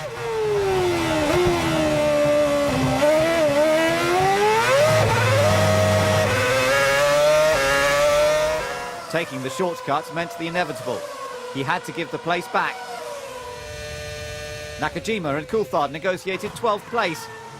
Badly.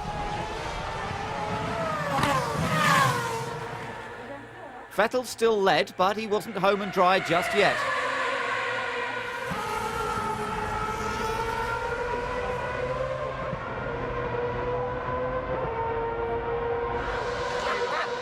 It was a tense time for the team.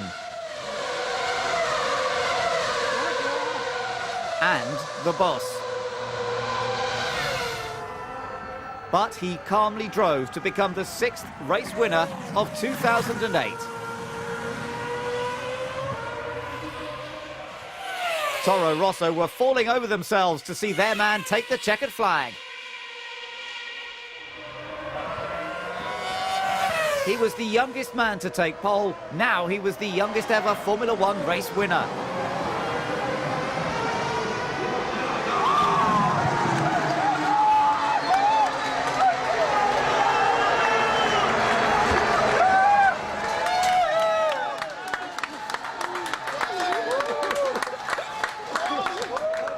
The fact that it was on Toro Rosso's home turf made it all the more special. You have won the Italian Grand Prix. You have won the Italian Grand Prix. I'm proud of you. Bravissimo. Bravissimo. Impressionante. I don't know what to say. I miss the word. Grazie mille. Grazie mille. Ungara, perfetto. Thanks.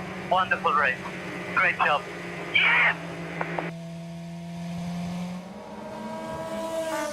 Kubica was very happy with the podium finish. Alonso got a better than expected 4th. Rosberg was disappointed to finish 14th, while Bourdais was gutted to be 18th after his start line problems. Unbelievable what happened today. Obviously it was a very, very difficult race. Very, very tricky conditions out there. A lot of spray in the beginning. Obviously being first is the easiest position you can be, but I've been there, you know, I've done all that, and where you go half throttle down the straight without seeing anything. And it's very difficult, but I'm extremely happy, and I think it takes some time to understand what first of all happened yesterday and what happened even better what happened today. And I think, you know, if I may dedicate this success to anyone, I will dedicate it definitely to the team, because they have been working so hard You know, we've done a lot of races. We have finished in P15 or 16th or whatever, and we have done a great job.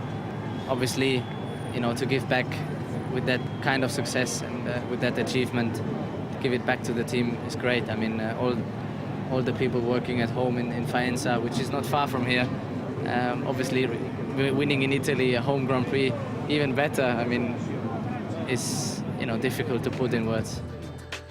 Hamilton's lead was reduced to just 1 point ahead of Massa, and with McLaren's appeal thrown out after Monza, there was a lot at stake in Singapore.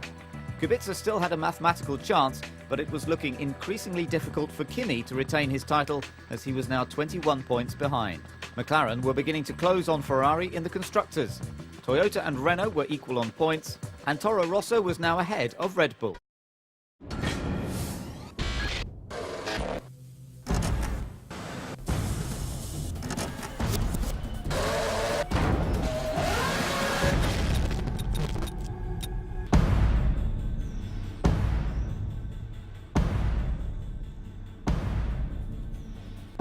This is second to none. I think it's going to be a great weekend for everybody. The visibility is perfect, so there's no issue. For me, it's magic.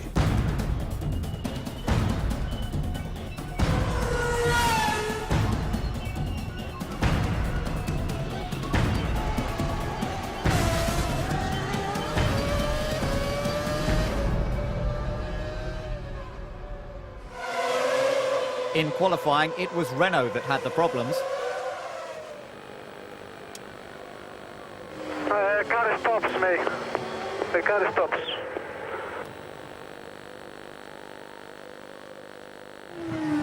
Fernando had looked strong all weekend, but on Saturday, a fuel problem at the start of Q2 called time on proceedings.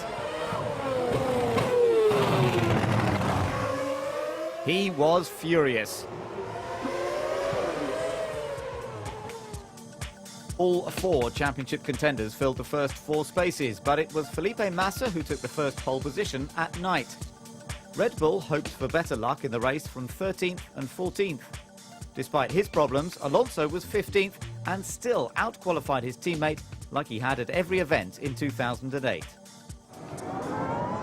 The inaugural Grand Prix in Singapore, the first race to be held at night with its glittering skyline, it looks set to be the highlight of the Formula One calendar.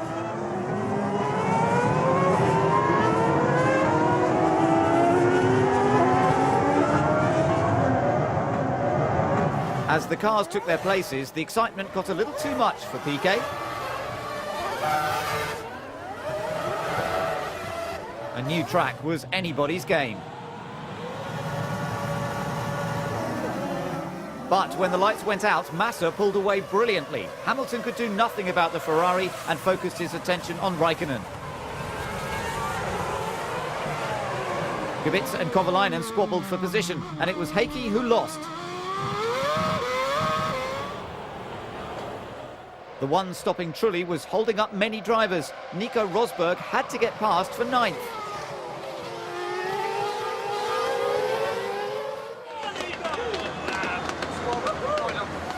Those behind the Toyota were lapping 5 seconds slower than the front runners. If Alonso was to get anything from Singapore, he had to get by. Lap 12 and Alonso was the first to pit.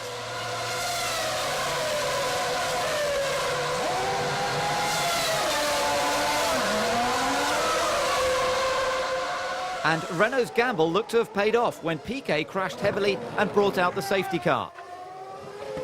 The Red Bulls and Barrichello just scraped in before the pit lane closed, but Rosberg wasn't so lucky. He needed to refuel.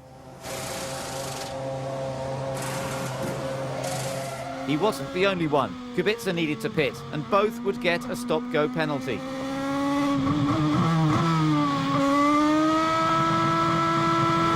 The safety car was still out. Those who managed to stop made huge gains, whereas everyone else had to conserve fuel. When the pit lane finally opened, drivers had to queue. Felipe's light went green and off he went, but his fuel rig was still attached. And just like in Valencia, he had a near miss with Sutil. then had to drive the length of a very busy pit lane. Finally, he came to a halt, and the Ferrari mechanics arrived on the scene.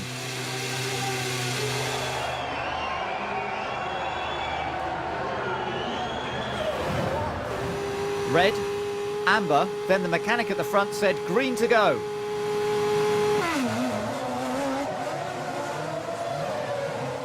Due to the chaotic pit lane, the normally automated system was manually operated. It was a costly mistake. Race leader Rosberg had work to do. Nico, you have a stop-go penalty. You need to push hard now to get the gap. For the moment, he led the race. Trulli and Fisichella had not pitted yet, and Kubica was yet to take his penalty. That left Alonso leading Webber, Coulthard and Hamilton. Stuck behind Fisichella, Kubica's penalty took him out of the running. But clear track and blistering pace limited the damage for Rosberg.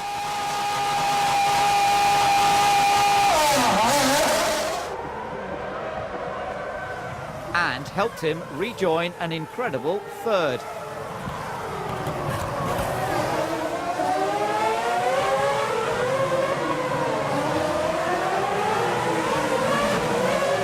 Race leader Alonso pitted for a second time.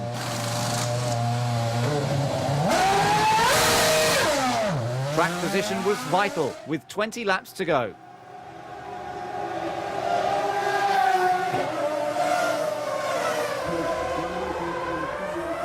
And he managed to rejoin ahead of Coulthard and Hamilton.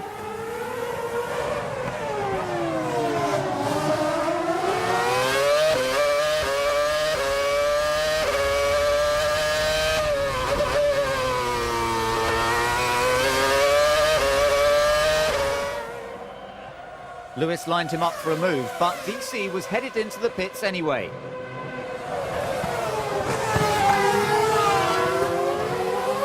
Things had definitely improved for Coulthard as the weekend went on.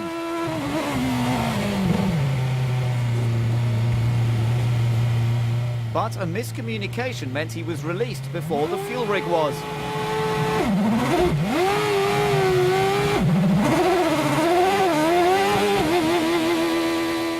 Trulli slowed thanks to a loss of hydraulic pressure.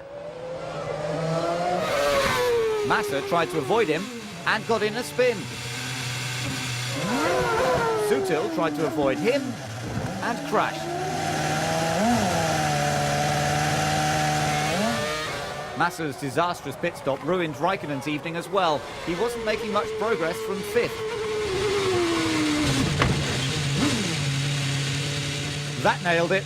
Game over, and probably the championship too.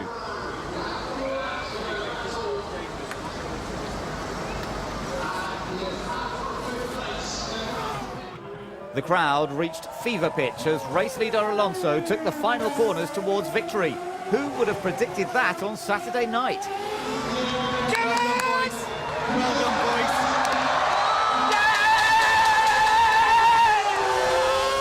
Fernando won again for the 20th time in his career, with Rosberg second and Hamilton third.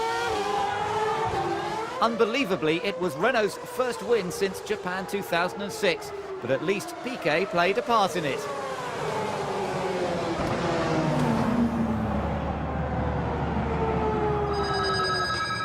Neither Fernando nor Nico thought they would have stood on the podium in Singapore. Heidfeld ensured that BMW had scored at every race. Webber's retirement cost him a podium, but Coulthard got his second points finish. Ferrari lost their lead in the constructors, while Hamilton was content to take 6 points. We have a fantastic car this weekend, and it was nice to drive all the laps I did here in Singapore first night, and will be a historical race for Formula One. Happy to be part of it.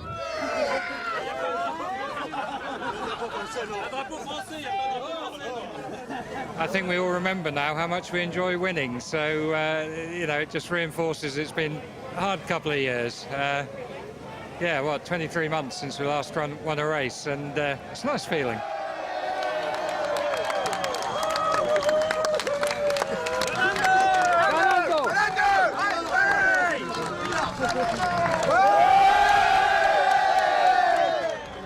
While one world champion celebrated, another could only reflect on what looked to be the end of his title dreams.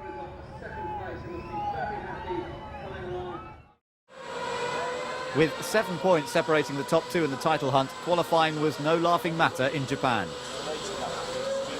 Championship leader Lewis Hamilton had the upper hand when F1 arrived at Mount Fuji, and he went on to secure the 12th pole position of his career. There was no disguising Felipe's disappointment with his own 5th place. For now, it was advantage Hamilton. He'd opted not to risk 3rd in Singapore, but he made it clear that he wanted to be out in front in Japan. Well, I'd never let anyone past. You know, if I'm out in front, then I push to win the race. But you know, I don't know, when the time comes, I guess I'll deal with it in the best way I can and make sure that whatever happens, we finish the race in the points. The pressure was on Kazuki Nakajima. He lined up 14th at his home Grand Prix, 1 place ahead of his teammate. Raikkonen found himself in a McLaren sandwich. The start was crucial if he was to keep Lewis at bay and help his teammate, who was stuck down in 5th. Singapore winner Alonso managed 4th, Kubica 6th, with the Toyotas and Toro Rossos rounding up the top 10. Kimi's eyes were locked onto his target, but Lewis focused firmly on turn 1.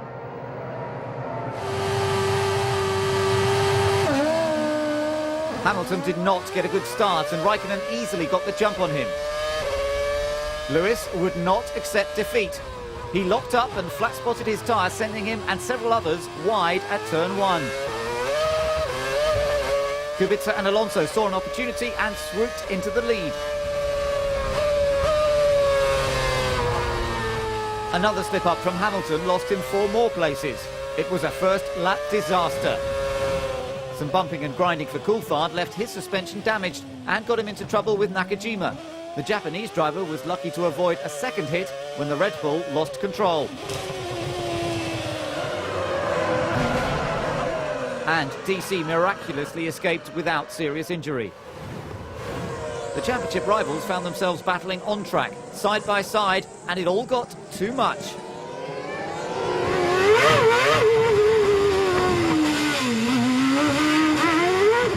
Lewis waited to rejoin once everyone else had passed. The frustration was clear. His lock-up into turn 1 had cost him dear. He rejoined 18th, over 50 seconds behind, and was under investigation by the stewards. Raikkonen got off the grid well, but got caught up in the turn 1 mess and damaged his car. But that didn't stop him taking 4th from Trulli. His championship aspirations were all but gone, but his racing instinct still burned. Kovalainen had been confident of a good result, maybe even the win, but the first Mercedes engine failure since Italy 2006 put paid to that. There was no silver lining for Hamilton. A drive-through penalty for forcing Raikkonen off the track put him well out of contention. The stewards decided that he could not go unpunished. He wasn't the only one in trouble. Massa's move on Hamilton on the first lap landed him a drive-through penalty as well. Felipe was deemed to have caused an avoidable collision and paid the price. Mistakes by the top 2 benefited Alonso and Kubica. Kubica is 5 laps longer. Kubica 5 laps longer. You need to sprint like hell, mate. Sprint like hell. Fernando didn't need telling twice. He got ahead of Kubica at the first round of stops and knew that with clean air he could leave the BMW standing. Massa was doing his best to recover ground. By lap 50, a points finish looked possible. But a tangle with Bourdais as the Toro Rosso exited the pits left them both under investigation and Felipe back to front. Kubica's final set of tyres were graining badly and Kimi had reeled him in. But the BMW driver defended his position well from the outgoing world champion. Raikkonen couldn't find a way past, and Robert wasn't letting him by. Piquet started 12th on a heavy fuel load, but had quietly made his way up to 4th. Not even a little mistake in the closing stages could upset his rhythm. With his tyres back up to form, Kubica kept Kimi at bay. While the other Ferrari wanted to salvage something from Fuji. With Hamilton 12th and a lap down, a points finish for Felipe would close the gap. Heidfeld's 9th place was high on his agenda.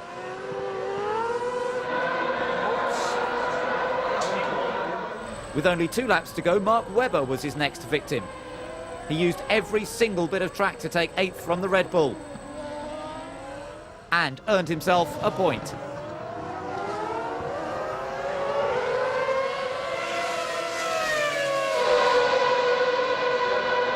No one came close to stopping Alonso. Once he was given a chance of victory, he took it and ran.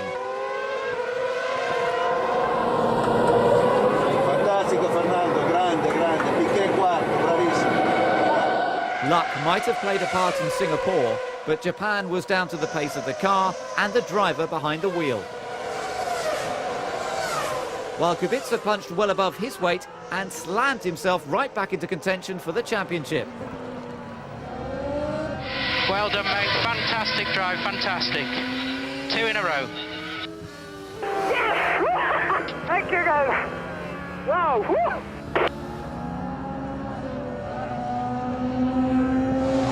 Alonso and Kubica kept their cool while others lost theirs, and the rewards were sweet.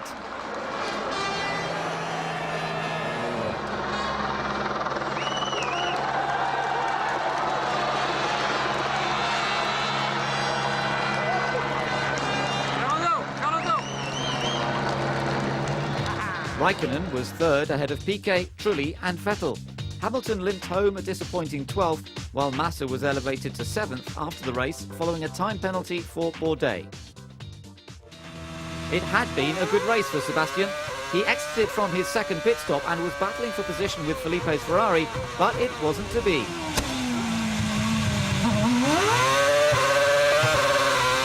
Kubica was now back in the running. There was everything to play for in China, with 3 drivers in with a chance. Each one would be gunning for the victory.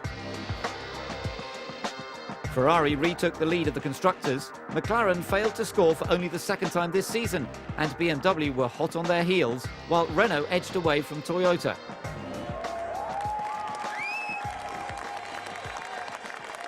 It was a disastrous day for McLaren, but Ferrari failed to capitalise, and that allowed Renault to relive their glory days.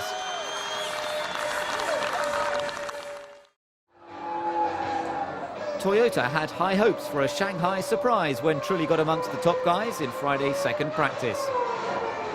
Lewis Hamilton was the centre of attention in China, but it was his driving style that was the hot topic amongst his fellow drivers.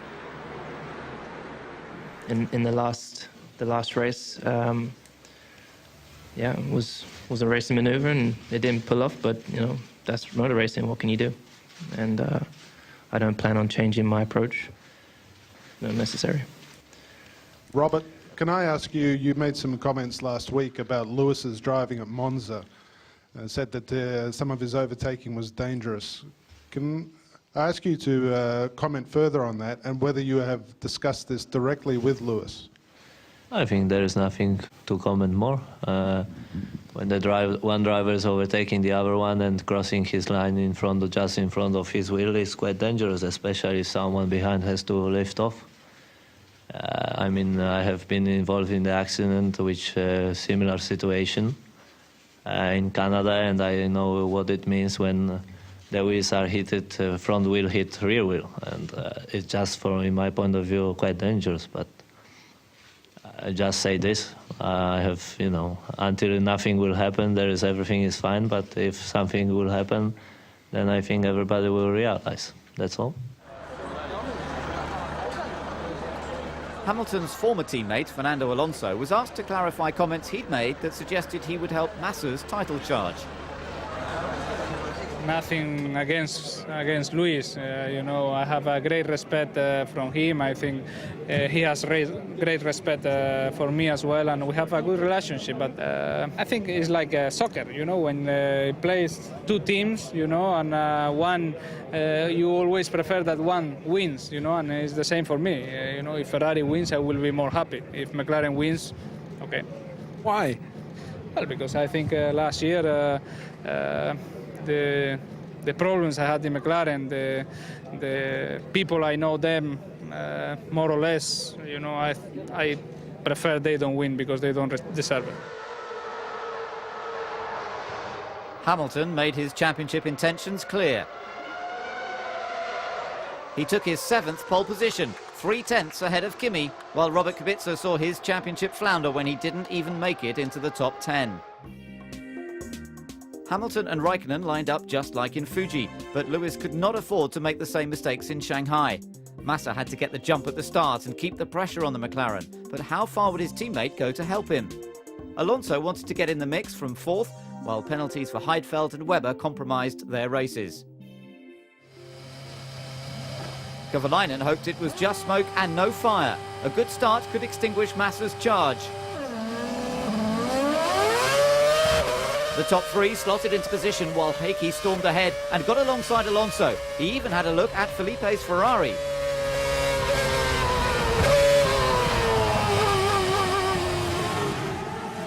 Hamilton led Raikkonen, Massa and the duelling Kovalainen and Alonso. Heikki was battling oversteer thanks to accidentally mismatched tyres, but Alonso was desperate to reclaim 4th.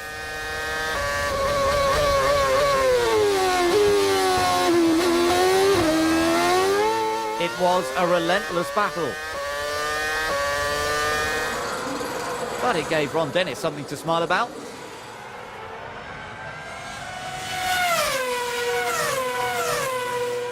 Side by side.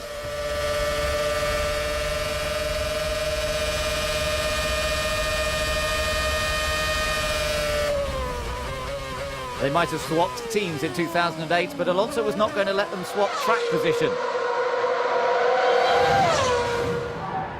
The start was straightforward for the frontrunners, but that wasn't the case in the battle for 7th. Bourdais and Trulli were lucky not to create midfield mayhem and just ruined their own afternoons.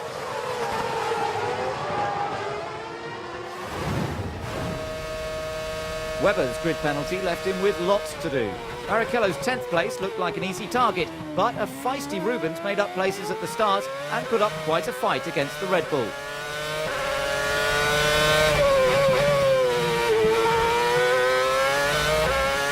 Hamilton was storming ahead, and with the fastest lap he had increased his margin over the Ferraris.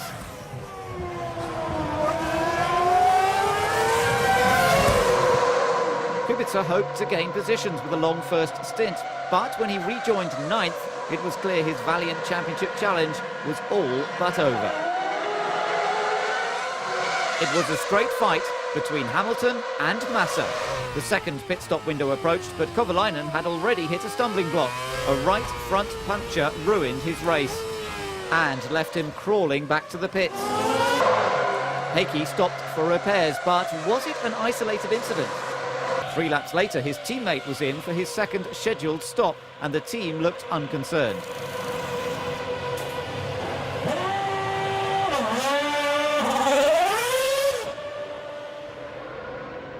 With Lewis unchallenged at the front, it was a case of damage limitation for Ferrari. Massa needed those 2 extra points. Felipe tried everything. Resorting to the shark fin engine cover didn't seem to help. Raikkonen did what was expected, but it looked to be slipping away from Ferrari.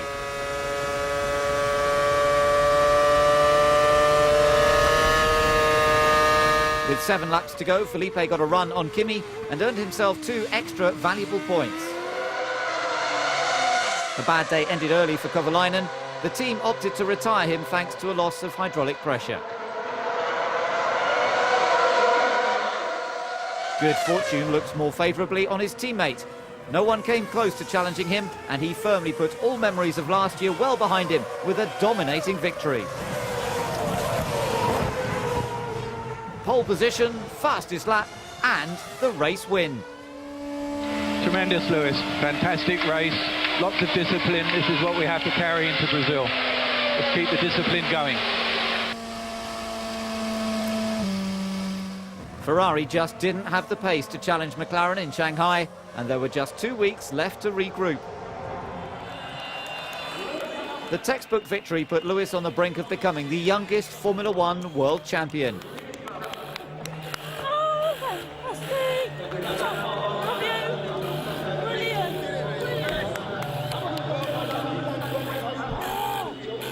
And McLaren's first since Mika Häkkinen in 1999.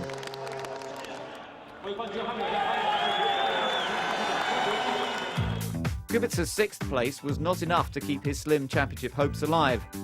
That was left to 2 men. Hamilton was 7 points clear, but he'd been here before with Kimi Räikkönen. Was he ready to fight on Massa's home turf? Going to Brazil, it's always special for me because Ayrton Senna was my favourite driver. I never got to see his grave or meet him. And so whether or not I get the chance to visit him, I don't know. But just to be around Brazil, it's a fantastic place and it's an amazing circuit, so I look forward to it. After 15 years in Formula One, one of the most popular drivers, David Coulthard, was hanging up his helmet in Brazil. 7 points separated the championship contenders, the same situation that Lewis had 12 months previously with Kimi Räikkönen. Only this time, there was no doubting the crowd's favourite. Massa got the home advantage with pole position, but Lewis could afford to lose 1 place in the race and still become champion. Trulli got amongst the Ferraris to take his first front row since 2005. Kovalainen hoped to protect his teammate, while Toro Rosso got both cars in the top 10 once again. DC started his last race 14th, with Rubens 15th. With only minutes to go before the start of the championship deciding race, torrential rain fell at Interlagos. It delayed the start and forced the teams to make the switch to wet tyres. Would local boy Felipe Massa fare better in the changeable conditions?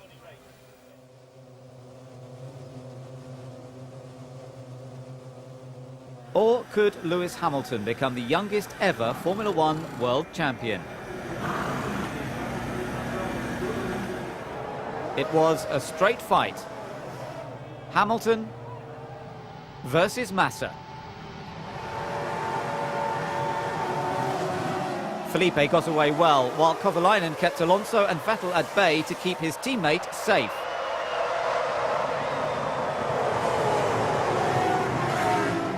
Piquet didn't go much further, while a collision with Rosberg left Coulthard a prime target for Nakajima.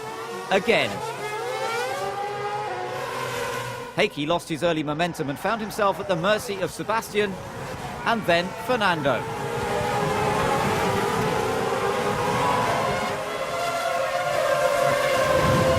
DC was devastated to end his F1 career on such a low. A tap from Rosberg reaffirmed his crash love affair with Kazuki for one last time. Track conditions had improved rapidly and the time was right for dry tyres. Massa pitted from the lead.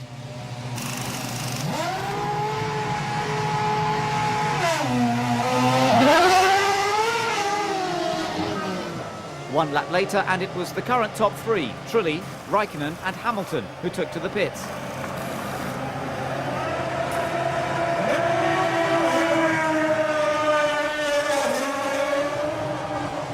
A quick stop for Kimi got him ahead of Jarno. Felipe led, while a light-fueled Vettel stayed ahead of Alonso and pushed the Ferrari to the limit.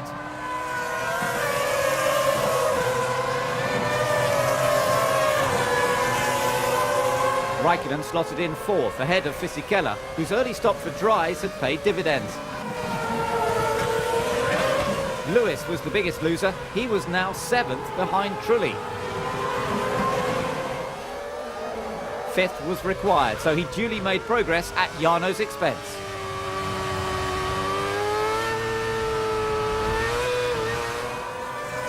On dry tyres, conditions were still tough. Trulli struggled, but he was lucky to only lose 2 places and not his front wing. Fisichella's Force India was no easy target. Hamilton had to stare at his rear wing for 5 long laps. he finally took the risk to throw himself back into a championship winning position. The next task was to hold on to it. Trulli looked to regain ground and made a move on Bourdais. But the Toro Rosso was forced onto the grass for a little off-roading.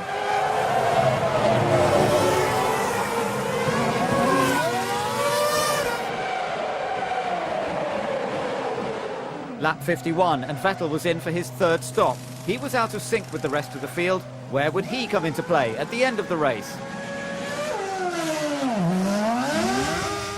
That wasn't the only concern once the pit stops were complete. The threat of rain had returned once more. The dark clouds gathered in more ways than one for Lewis. Vettel was on the prowl and the McLaren driver had to protect his position. Could rain in 10 minutes. Could rain in 10 minutes. It was what the Brazilians wanted to see. Hamilton was under huge pressure from Red Bull-bound Sebastian.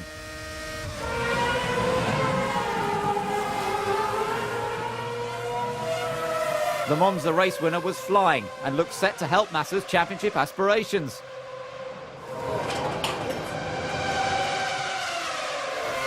But the rain started to fall.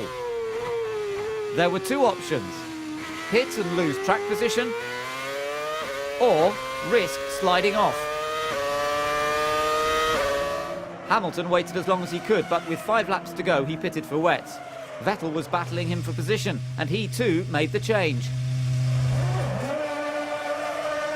Lewis got his foot down and kept his title hopes alive.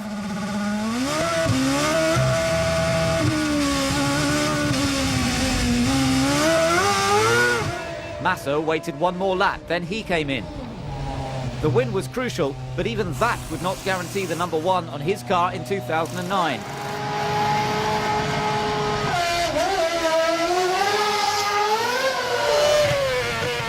Timo Glock was still on dry tyres with only 4 laps to go. He was 4th and lapping back markers. More than that, he was one man who could decide the outcome of the championship.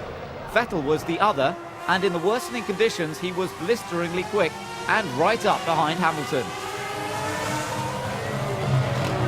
Kubica was desperate to unlap himself after another dismal weekend, and Vettel wasn't about to argue. The BMW Sauber driver then set about passing Lewis. As he did so, the McLaren lost some momentum. Vettel reacted quickly and moved into 5th place. Advantage Massa with minutes to go.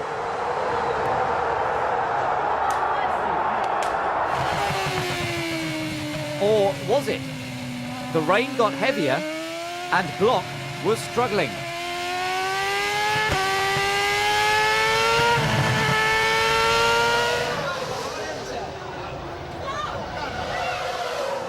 Massa came through to take the victory for the 2nd time in Sao Paulo.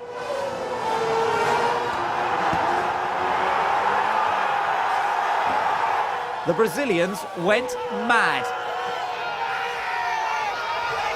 The title looked to be his. But it wasn't over yet. Where was Hamilton and what about Glock?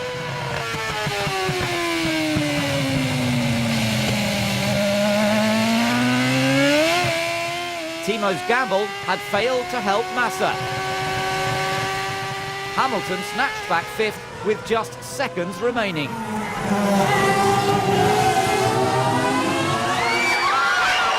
After almost 30 hours of racing in 2008, the title was won in the final few seconds.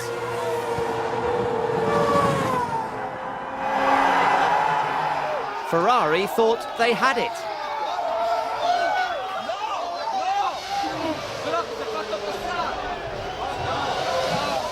It was just heart-wrenching.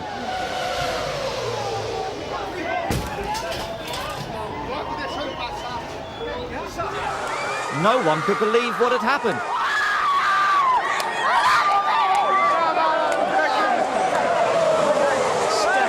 Fantastic. It's just what we want. Brilliant.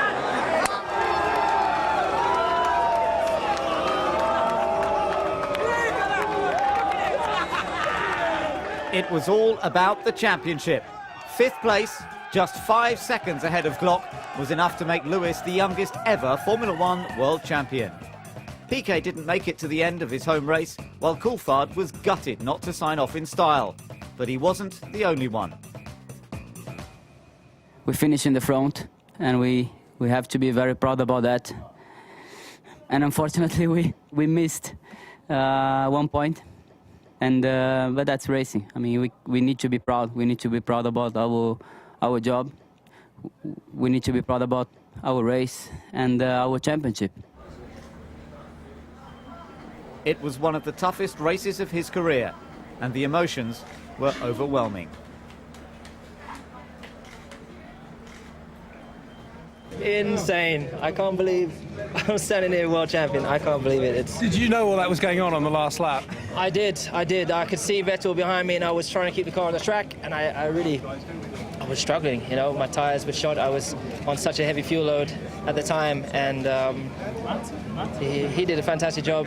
I have to say that Felipe did a fantastic job today, and congratulations for his win and for challenging me all year. And did you see Glock in front of you? Did you know you were passing Glock? I was told that he was just ahead. I didn't know how far, but I knew he was on slicks, and I was just praying that I'd be able to get close to him. And I couldn't believe it when I could see him when he exited turn 10. He was just there, but I wasn't close enough, but I managed to get up the inside of him. Can you describe your emotions right now? Put them into words? I don't think I can. I'm very emotional, I would say. And, I've cried. My heart's feeling so much strain right now because I think it was the same for everyone. But I'm just very proud of the team and my family as well. Hamilton was crowned champion by 1 point and took McLaren's first title since 1999. Raikkonen just got ahead of Kubica. Alonso scored the most points in the final 8 races, while Vettel finished an amazing 8th. Webber doubled his score from last season. Piquet struggled to shine, and DC only scored points twice. Things didn't go right for Bourdais and Button, while 4 drivers failed to score. Ferrari consoled themselves with their 16th Constructors' title, with McLaren second. For the first time in 34 races, BMW Sauber failed to score. However, they still finished ahead of Renault, Toyota and the radically improved Toro Rosso. But the season belonged to one man.